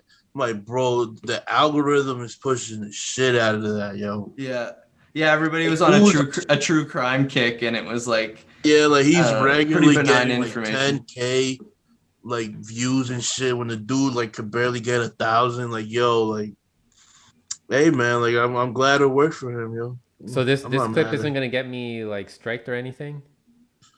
Oh, Tim I don't Dillon? know, man. I don't. Tim Yeah, Dillon? No, I don't think any Tim Dillon. I've played Tim Dillon on my channel. It's up to you, Franco. If you don't y'all want to play bros it- played full clip, full. Yeah, full we streams. played his tribute to the Afghanistan war on a Slow News Oh, Day man, with I'd rather Danny watch that, Sershin. yo. I was I'd gonna say, is that what we're watching? And I'd rather I don't watch think that. we got a copyright strike for that. I don't think so. You want to watch that instead, Franco? Because that's Tim at his funny. But Tim's funny in the. Yeah, he's y'all talking bro about played like how that too. these, He didn't get in trouble. he's talking about like how the tech overlords are like they're Tech giants calmly on like talking Clubhouse. about like how they're gonna fuck Three us. paid pedophiles. I'll play it. Pedophile warlords. That's what it is. It's all about heroin and pedophilia. I'm about to play it, guys. Yeah, Alright. that'll make Steve happy. You know, we play that shit. Yeah, let me change the audio settings here. It's so funny because he's like this drama kid. He's like, I was a childhood actor and all this shit, and he's just so like sloppy and shit. Oh man. And he's like too good for everybody, but he's like such a slob. I'm on Clubhouse now, which is a new app that I have invites to, and none of you are getting invites. Clubhouse is an invite-only app. It's drop-in audio chat. It's a social network that's based on your voice, where people around the world come to network, talk to each other, have open conversations about the issues of the day. And I was sponsored by Michael Gruen, who is a Bitcoin guy. Also, he owns the Sway House, which is a TikTok house in Los Angeles. And he's a very funny guy who is a very successful entrepreneur. And he brought me on. And everybody on there, not everybody, but a lot of people on there are entrepreneurs, venture capitalists, investors, people that have come up with very successful apps, really, really successful people in the tech space. And a lot of the rooms are very fun. We goof around. They bring me on. I'm like, you know, they invite me as a speaker. I'm a comedian. I throw in a funny line every few minutes. But reality, I listen. And some of the conversations are very interesting and informative, and some of them are terrifying. Because you're meeting your WeWork wanted to become the next Facebook. The next revolution is the re-revolution. Adam Newman. Truly, you're getting into a. They're running the world. They're going to run the world. They're going to win. When they talk, they have this very cold-blooded, like, you know, some of them say, well, you know, we have to put guardrails up online, don't we?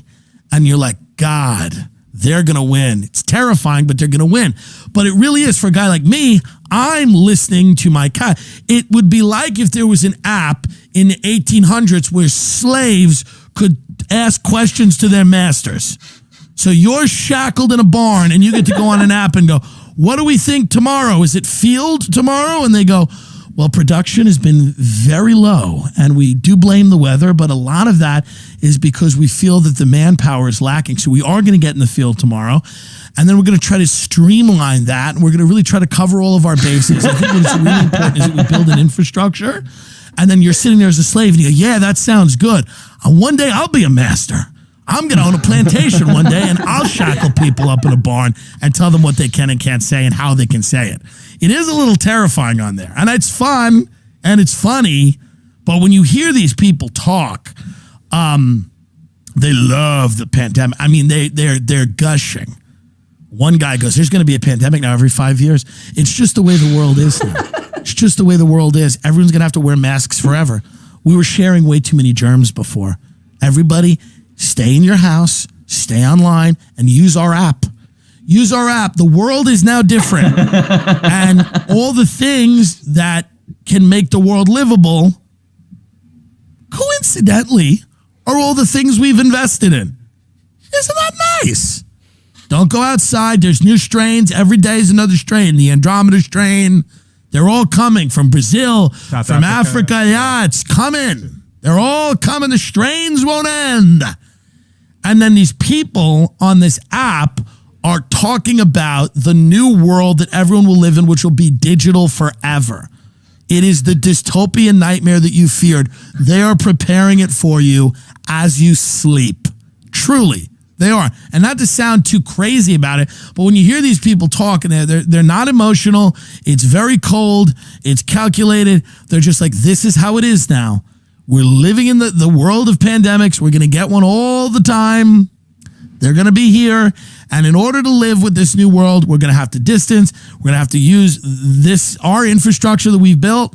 This is what you have to use. You have to be online all the time using our apps to make a living, to do anything. And by the way, if you get a little wacky, we're going to delete you. Delete. And where are you going to go? There's nowhere for you to go. There's nowhere for you to go because you're going to get another strain. Don't walk into an office. The strain's coming. Oh, that's the strain from Pakistan. Ooh. Oh. It's the Pakistani strain. Meet the Simply Unlimited plan from Google Fi. Join Fi and get an extra $100 off select phones. God, I love fucking YouTube ads. My God. I just hit full screen.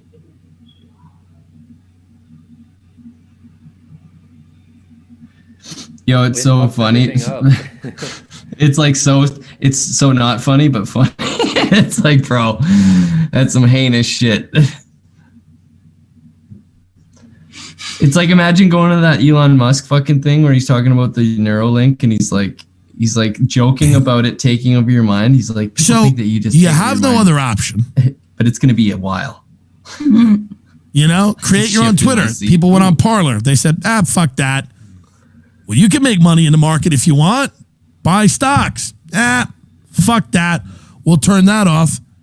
And pretty soon, and it's already happening, it's like, you know, we'll just start deleting your ability to earn a living if we so choose. This is enforced compliance. And the guys that are on the other side of that, guys like Eric Weinstein, who's on Clubhouse all the time, who's a really brilliant guy. He talks, 19, 20 hours a day on Clubhouse every day. And it's still not enough. You know, it's like Tulsi Gabbard was in a room with him and somebody would ask her a question and they'd be like, Tulsi, what's it like running a presidential campaign? And Weinstein jumps in. He's like, here's what Tulsi learned. You're like, wait, what? But he is an ally, right? Eric Weinstein actually doesn't want this. And you hope that he wins, but I don't know if he will because the other side seems to be very competent. And they seem to be. And this is just listening on this app, which I spend 3 to 4 hours on a night because it's fucking fascinating. I do a little joke every now and then. Everybody goes, oh, Tim's a comedian. Isn't that funny? But I'm a roach in there. They look at me like I'm like a jester that they bring out like, hey, make everyone laugh. And then we're going to talk about, the type of shackles that we get that's going to go right around the arm. Yeah, we got a good one. We're saving money on metal. So the chain, we're switching from metal. We're going to do an elastic chain. It's like a polymer. So you feel like you can go somewhere, but it snaps you back. So, and that's what they talk about. And then every now and then I come in and I make a joke and I'm like, well, what about a polymer chain? And they go, ha, ha, ha. But to listen to them, it's a little disturbing. It's a little disturbing how into it they are in terms of this pandemic. There's no end in sight and never will be. There's never going to be an end. And again, it's not this vast conspiracy. This is how these fuckers make their money. This is how they're going to make their money, and they're going to pretend that they're the greatest people that have ever lived, and they've ushered humanity into this new era of not being able to leave your home or speak. And it's for your own good. They're crying on CNBC because they're worried about you, because they care about you. You're not going to be able to speak or buy stocks or leave your house because they care. Don't ever forget that. This is wrapped up in altruism in a way that nothing ever. Finance guys are like cuddly Care Bears compared to the tech people. Finance guys. It makes you think, right? Like these, big pharma is just doing this for the good of the people. Like, as a public service, they're developing all this. Like, they're being so altruistic. Well, at the same time, we have Why didn't they work together? Instead, there's like 4 different companies in the U.S. or 5 different companies in the U.S. all competing against each other. Yeah, is there a corporation ever forced to make a vaccine, or do they just make it to make money? Or do they make it out of the goodness of their hearts? It's funny, Guys are there's like, yeah, we're there's gonna rob you. a Clubhouse interview with Elon Musk that I was listening to. I got really bored of listening to it because everyone was fucking jerking him off, and I was just like, this is disgusting.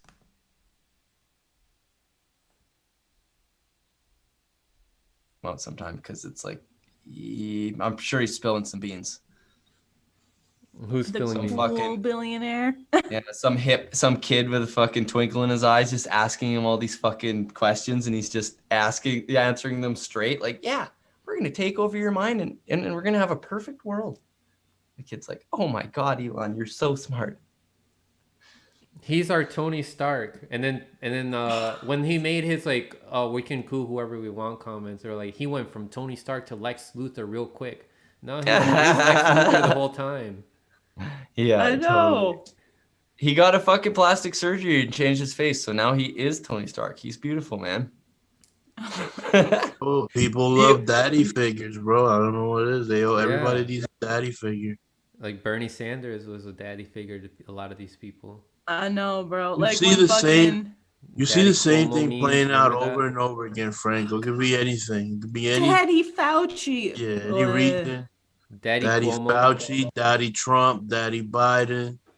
It kind of goes back to like all of the stories we hear throughout history in our childhood. It's always like the guy that did it, you know, the dude, Alexander the Great, fucking Genghis Khan, fucking whoever, you know. It's always Well, just or one back dude. when back in the primaries in 2020 when fucking like Warren and Bernie were having their thing. Oh my and god, then Emma everybody- Vigilante. and then all the progressives were like, "Oh my god, it's Mommy like and Daddy Mom are and Dad are arguing. fighting." And I want them to stop. I'm in my room wanting them to stop.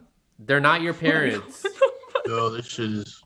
Like Elizabeth Warren is. And they your be mom. calling They're people like politicians. they be quick to call people like us childish for the stuff we talk about. Yo, when we act. back, It's like, bro. bro, you seriously are acting like a fucking kid with That's their the parents. funniest shit ever, bro. You're mimicking it. There's so Right. many people that are stuck in that primary phase, still calling people Tulsels. Like, bro, Tulsi's not a politician anymore. Like, why? Yeah. Like, the primaries are over. Why are you still calling people Tulsels?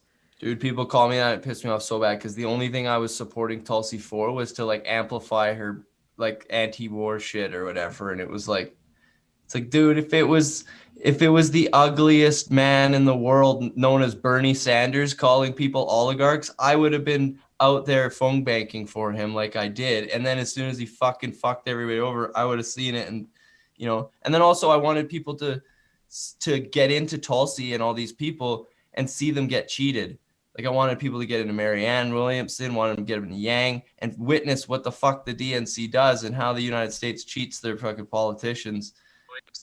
And I think that was the only that's the only good thing about the elections. And the next election that happens, I think that we should really focus on doing that is using it and not letting them use us. Because it's a media circus and it's fucking, you know, like I don't know, there's just things like Dak Rouleau or whatever going to like this asking the candidates about Assange and stuff. There's shit you can do because it's a media circus, you know, like there's fucking events like with when Trudeau was campaigning, I fucking regret not like going to like even just disrupting and being like, you're a fucking oligarch that is selling weapons to Ukraine and Nazis. Like just get one word out, get one line out there. That's all that matters. And would get played on national television. Yeah. Well, I mean, like that's what fucking Rashida Tlaib was bragging about that she did to Trump. She like went to one of his like media things and straight up asked him or something, and she like got removed by security because she was yelling at him like, "Did you read the Constitution?" Or it was a dumb question. I would have picked a way better question than that. I mean, I would have just been like, "You're all pedophiles" or some shit like that. Yeah, make sure that you do a gotcha.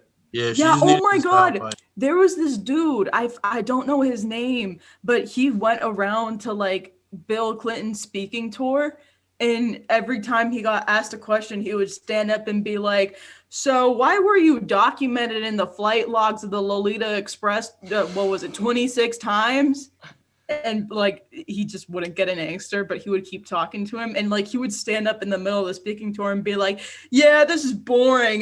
Bill, we want to know, why were you such good friends with Jeffrey Epstein? Or like shit like that. Yes. Yeah, and their response will it'll trigger an emotional response in other people if they don't handle it right.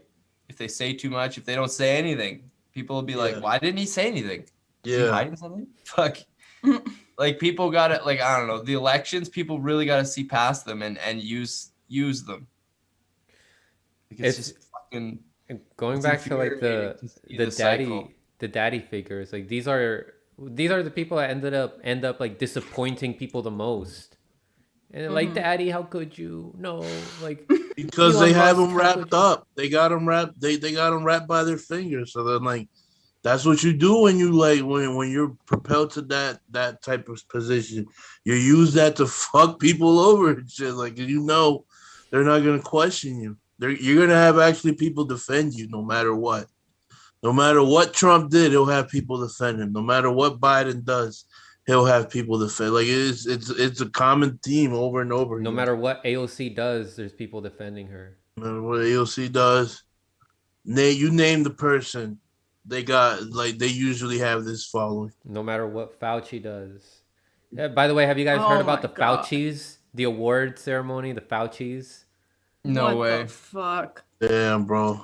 For doctors? Yeah, because they're doctors or something. Yeah, they're like for the heroes, like for like the pandemic and all. They're not giving it to anybody that's like questioning the narrative, of course. Wait, which is so are they doing it like Oscars? Oscars style, where it's like style. Where it's like most vaccines given, best vaccine propaganda or some shit. Oh my god, bro.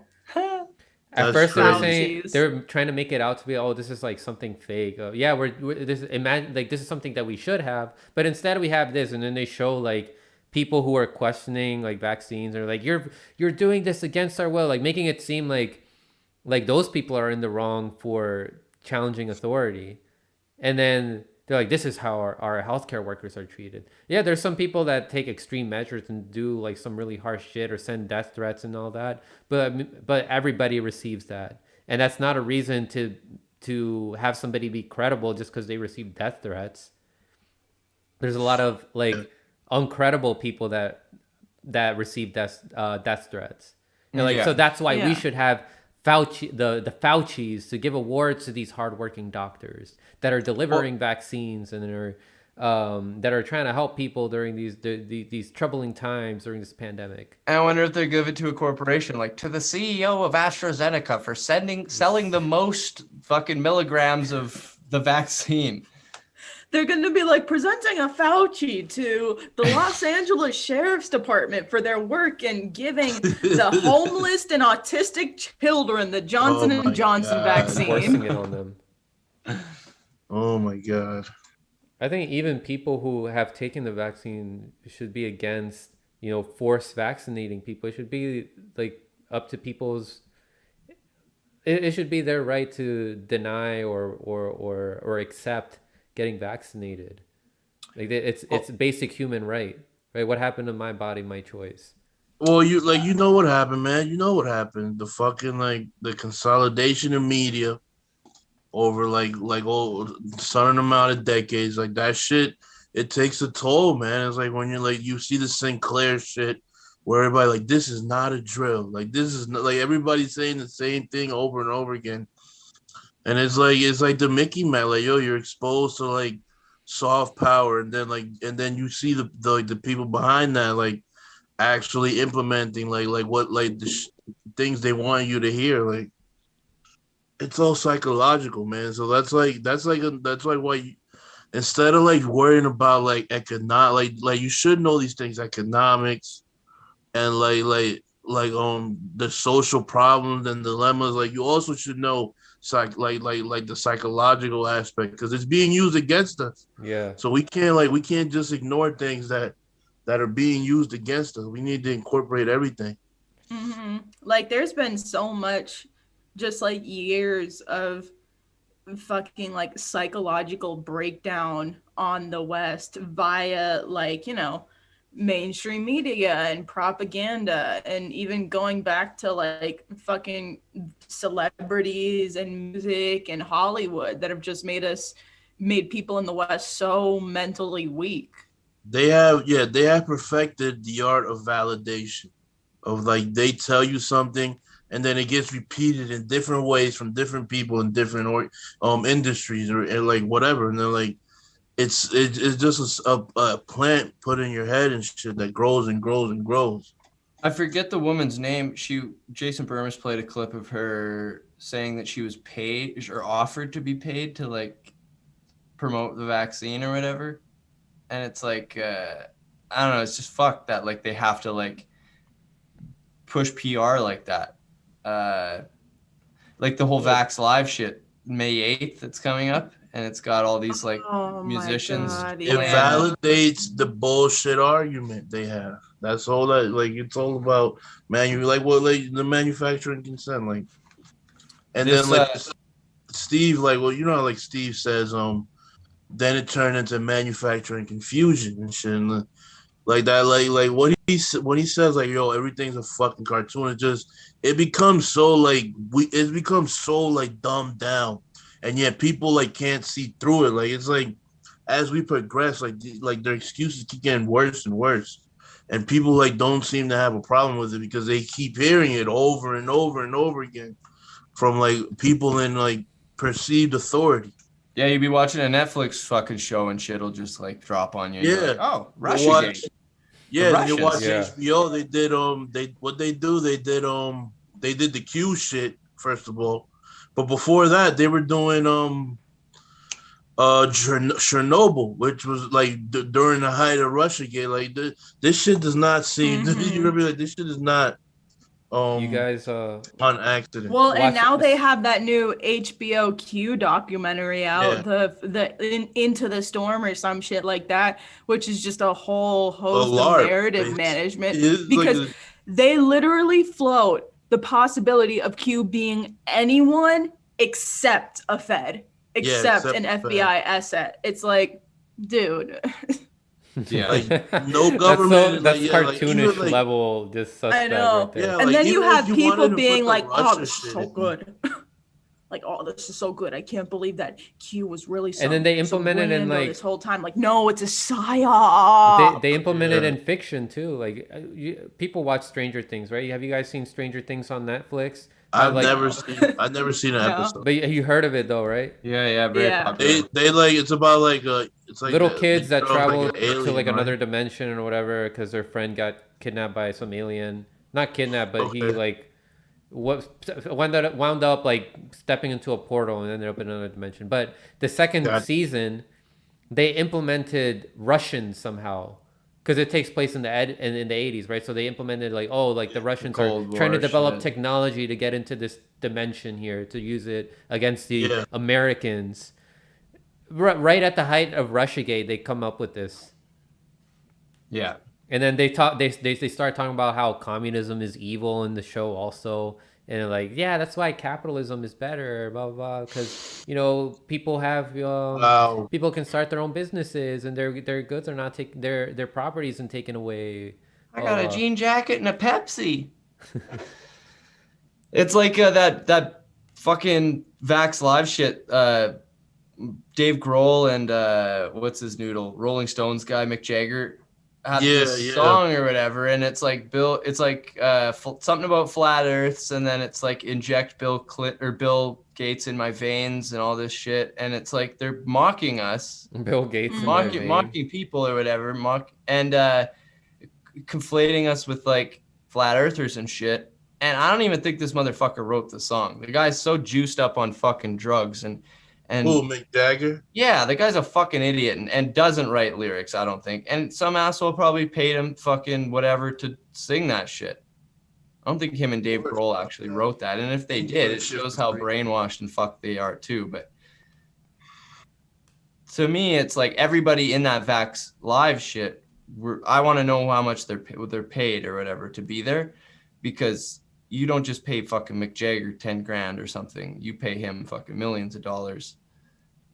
Like all those artists are headliners, man. They're fucking the Could be like favor old or a favor like that will be given to him in the future. They Who have knows? like J-Lo in there. I know Prince Harry and Meghan Team Markle Vax are Live? involved. Yeah. Damn.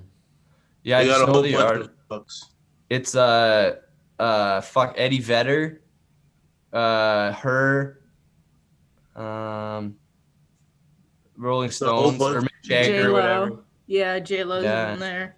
Yeah, I'm upset. One of my favorite musicians, her, is in there, and I'm just Yeah. like, what the fuck, yo?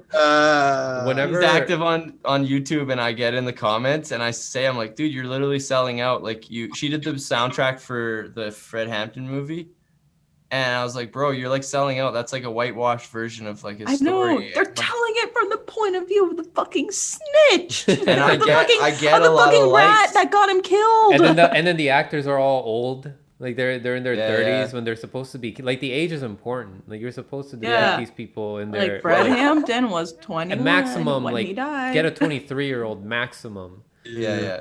But Yeah.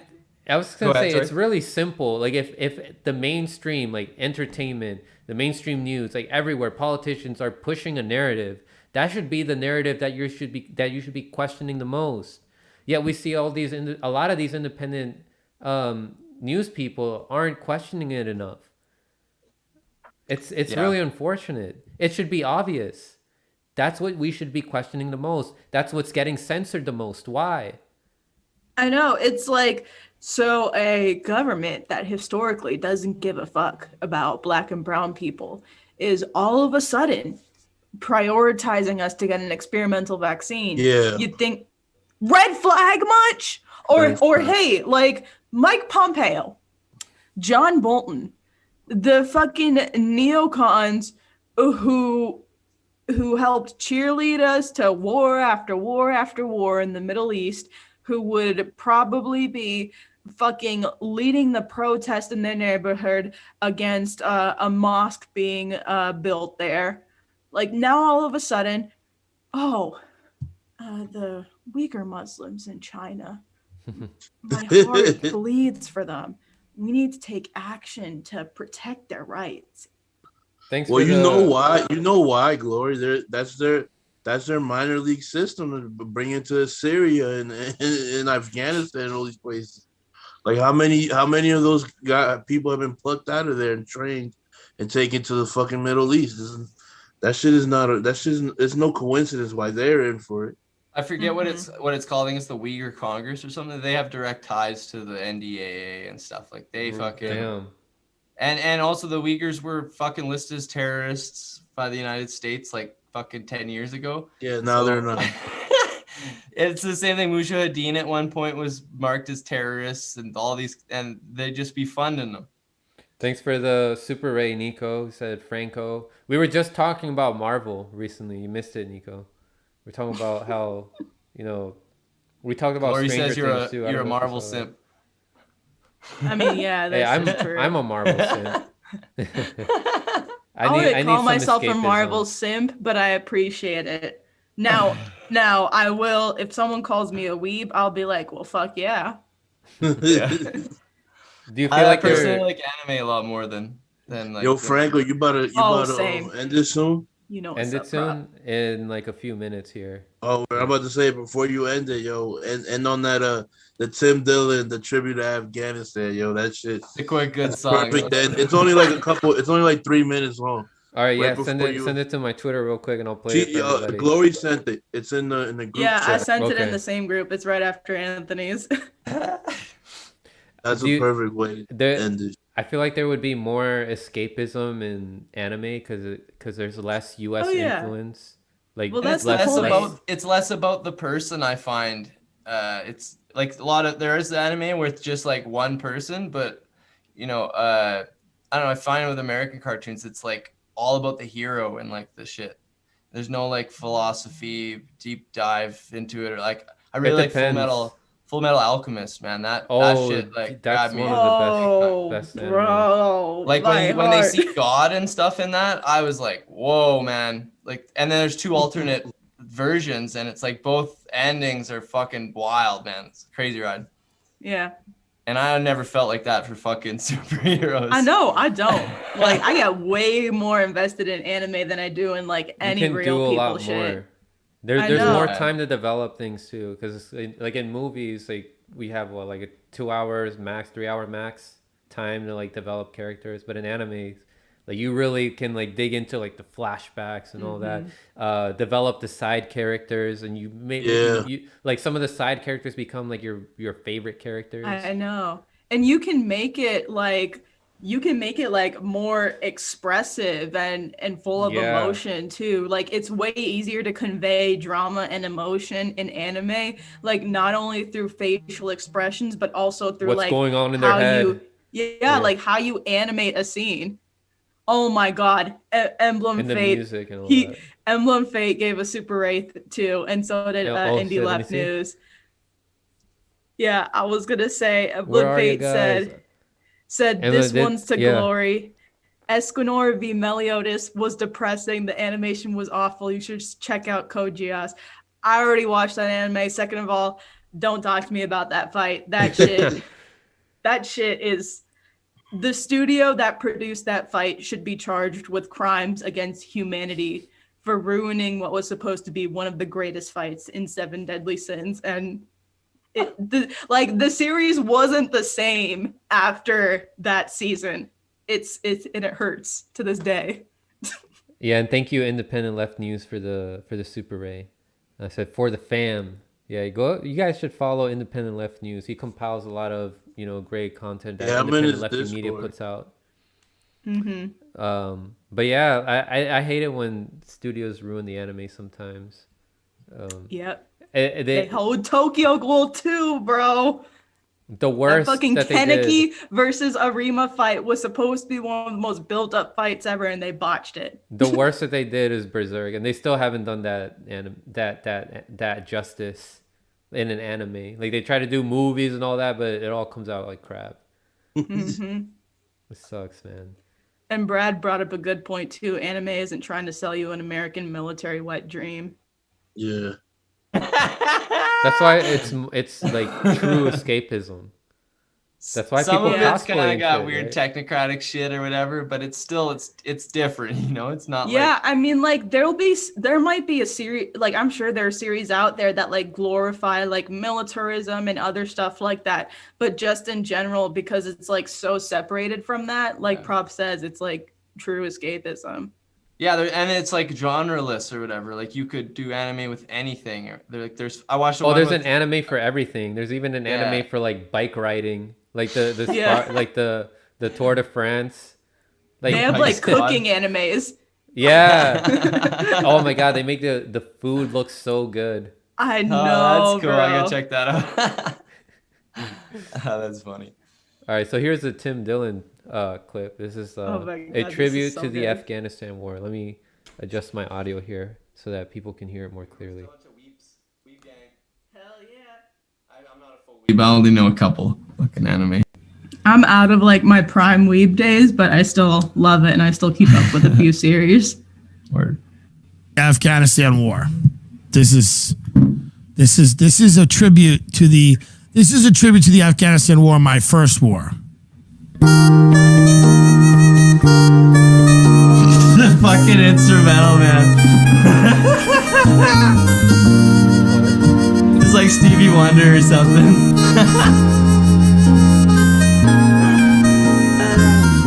And I never thought I'd feel this way. At my wedding.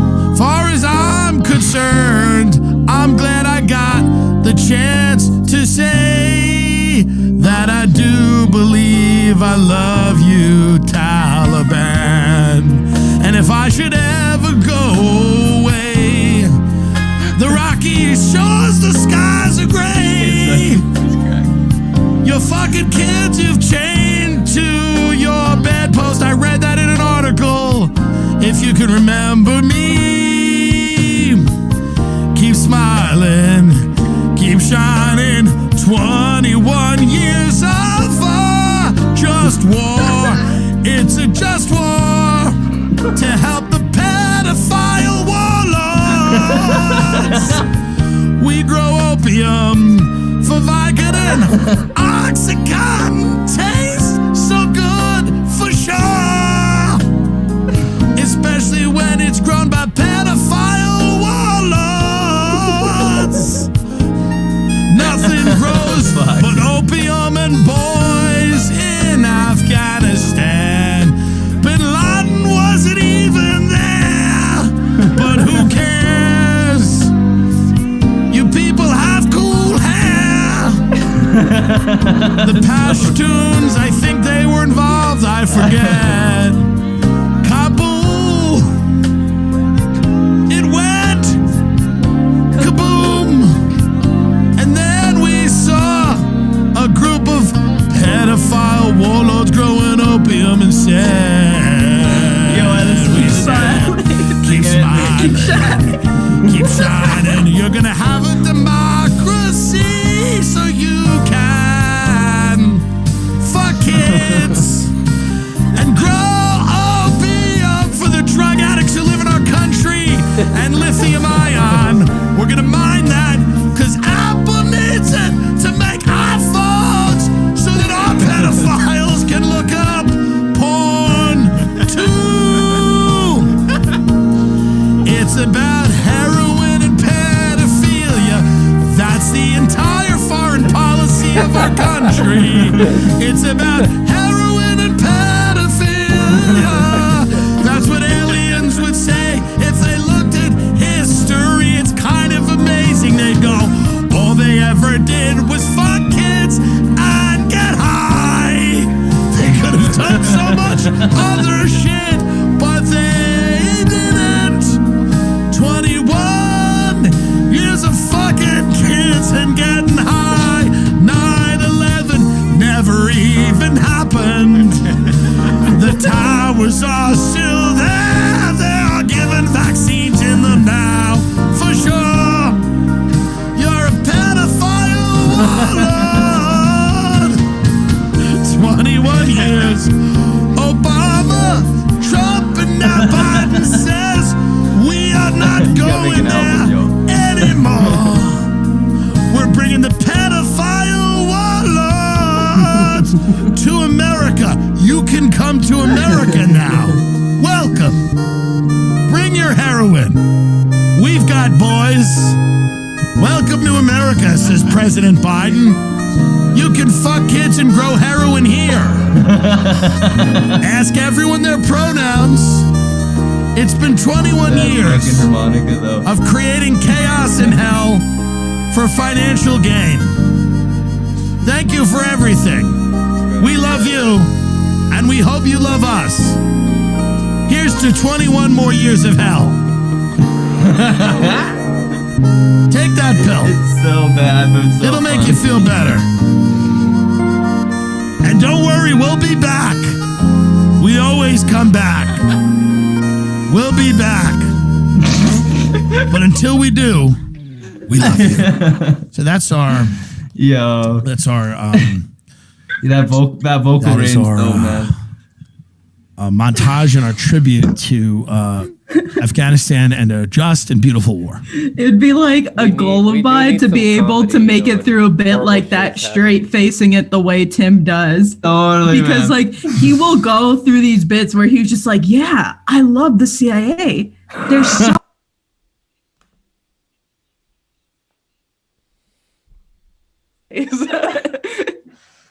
Yo, he'll say the most fucked up shit and get away with it. He's like, you know what? He's a gay dude, and he's like, I thought about fucking not being gay, but then I thought about how stupid women are, and I'm just like, dude, like if anybody else said that, their Twitter would be fucking just roasted. Fuck, man. Dylan just like makes it through. I love I'm it. watching it with women or whatever, and then women find it fucking hilarious too, because it's just like so over the top, ridiculous that it's like, dude, it's a joke. Like it's clear it's a joke. Other people are trying to like put too much, like they're trying to spin it too much when they're doing political jokes, and he's just fucking like blatantly saying shit. It's like me and Steve and a gang were watching fucking this John Pilger documentary about fucking nuclear weapons, and they go into a nuclear silo, and it's these fucking nerds, man, and we're just laughing our asses off, and it's like the most dangerous shit in the world, the most heinous stuff, and we're just cackling, man. It was fucking hilarious. Yeah, like I was saying earlier, we need some comedy when there's some crisis going on sometimes too. Because it's to keep our sanity. Yeah, I mean, and like that's what sports and anime are for, at least for me. Like those are fucking my outlets. You can learn some, you can get inspired from some of the protagonists on there too. I get inspired by like Monkey Luffy and the protagonist from Demon Slayer. Tanjiro! My man Tanjiro has the purest heart ever, I swear. But it's I don't know. It's just I love Demon Slayer. Those characters are like my life right now. So Emblem Fate. Well, how do you say your name? Emblem Fate. Emblem Fate. Nico, you 100% right. I waited for Berserk season 2 for years only to get 3D so bad it looked like it was claymation. Yeah, for sure did look like claymation. That was horrible. A good replacement for Berserk may be Devil Man Cry Baby if you're into dark stories. I heard about that. I think that the dub is voiced by some of the people that did like Dragon Ball Z Abridged. But yeah, during the time in which we have such beautiful animation like Fate Stay Night, Unlimited Blade Works, bro, and then we get the shit that they did for Berserk, like the 3D Berserk shit. I know, it's a crime. Like, I'm over here watching like Wit Studio do like the best Levi versus Beast Titan fight ever, and then I go over and watch like UFO Table make like fucking art in real time with Demon Slayer, and then I go over to Seven Deadly Sins, be like, yeah, I'm about to watch that Escanor v Meliodas fight, and it's like, huh? What the fuck? Did y'all animate this in 7 screens? Like, what the fuck? That shit was like, there are fan edits better than that damn fight. That's how you know it was bad. And Dr. Stone is solid too. Oh, I gotta watch Dr. Stone. Yeah, Anthony, you saw you're a fan of DBZ, right? Did you see the Broly movie that came out recently? No, I haven't seen. I haven't seen any of those. The one where like in theaters. Was that the one where Goku could turn like Dragon Ball, whatever God it was? Yeah, Super Saiyan God or whatever. Yeah. Yeah. I saw that shit. Yeah, it came out like in 2019 or 18. Yo, it came out in like 2020. Broly came out like right in the beginning of 2020. I remember because I saw it in theaters. It was so hype, bro. What was the one with the cat that came out not that long ago? Beerus? Yeah, with Beerus the cat. Oh yeah, that was like in 2013 or 2014. Yeah, that was like the beginning of Super. The one thing I like the old movies and stuff. Oh yeah, like a lot of shit doesn't make sense in Super. Like logically, it doesn't make sense. I preferred like the old series stuff, but like I thought Dragon Ball Super Broly was really good. Yeah, I thought it was good. Like, the one thing I don't like is how Goku let Frieza live like after the tournament or whatever, and then like how are you gonna let him come back? So it's like huh? Yeah, it's like but you can like just stay away from Earth. Oh, so he can like terrorize all these other planets. This doesn't sound like something that Goku would do. Mm-hmm. What were you saying, Anthony? It was like in the anime. No. That was the movie. It was a movie where Vegeta's like gold. I mean, Frieza's gold, right? He's like a gold suit. He has like a gold suit on. Yeah. Well, and like he gets the shit beat out of like from Vegeta. Yeah, I know which one. He's coming back and shit. It wasn't Broly, but I remember that because like Frieza went gold and then got his fucking ass beat by Vegeta, only for like Goku to land the killing blow in the end. I was like, man, bro. I was about to point out Dragon Ball Z and their shit fight scenes, but I still love them. But then Nico, I read the comments. 3 episode fights. Yeah, some of them are dragged out by filler. A lot of it is dragged out by filler. Get away with this. Yo, Glory, somebody asked, were you ever into the Japanese Yu-Gi-Oh? Yeah. I didn't get into it, but I watched a bit of it and I thought it was dope because like anytime like I grow up watching series and dub like Pokemon or Dragon Ball Z was one of them. Like I always when I was like in my prime weeb days, like I would go back and watch them subbed just so I could like compare and because like I genuinely prefer subbed. So I'd be like, ah man, like if it was this good in dub, it's gonna be even better in sub. Yo, look up Did you like comparison. Digimon? I remember Digimon. Yeah, I watched Yeah. Digimon. Look up comparisons of like Yu-Gi-Oh, like the 4Kids version, like the American version that they had on Kids Yeah. WB compared to like the Japanese version, like uncut, unedited. They show Yeah. like these guards like coming in with like their fingers like this, like, what do you think you're doing? And then they show like the Japanese version, and they're actually holding guns. I know, like it's like the dub be the kids bot version of the sub sometimes. Like the Japanese version will be like them coming in a gun like, hey yo, we about to fucking murder these hoes. Oh. Meanwhile, in the dub version, it'll be like they'll be holding like it'll be like a fist and they'll be like, let's get them. Oh, that's what They I get hate rid of about like fucking... whatever weapon they have, and it's just like their hand or whatever. I know. And real quick, Dingo said, by Demon Slayer, do you mean Kimetsu no Yaiba? Yeah, I do. I hate the fucking in Marvel cartoons or whatever. It'd be like Wolverine. He'd be like, "I'm gonna fucking shred you" or whatever, and then he's like never fucking shreds anybody. He's got the most lethal weapons, and he's just like fucking. Oh, it's because the movies like, are throws PG-13. somebody. But then they had Even the Old Man the Logan, cartoon and and then you could see like the slashes and the blood and everything. Yeah, I think I've seen. Is there multiple Logan? I think I've seen one of them, and I was The like, last yeah, that's one. The last one where it's like, all right, this has to be the send off. The Fox movie. I started not liking the Fox X-Men movies. It started being all about money. There was less heart in it in those movies towards the end, except for Old Man Logan. Emblem Fate said, Franco, even worse that Goku revived Frieza and Vegeta, but he legit murdered his own brother Raditz and won't even talk about him. bro. It doesn't even exist. He doesn't acknowledge his existence, that he ever existed. Raditz What a showed waste up of a in character. the first 5 episodes of Dragon Ball Z, fucking Goku's whole ass brother, and disappeared from existence. Yo. Oh, you know that 4Kids got sued by what's it, Toei Animation for disrespecting One Piece because of just hardcore edits that they would do.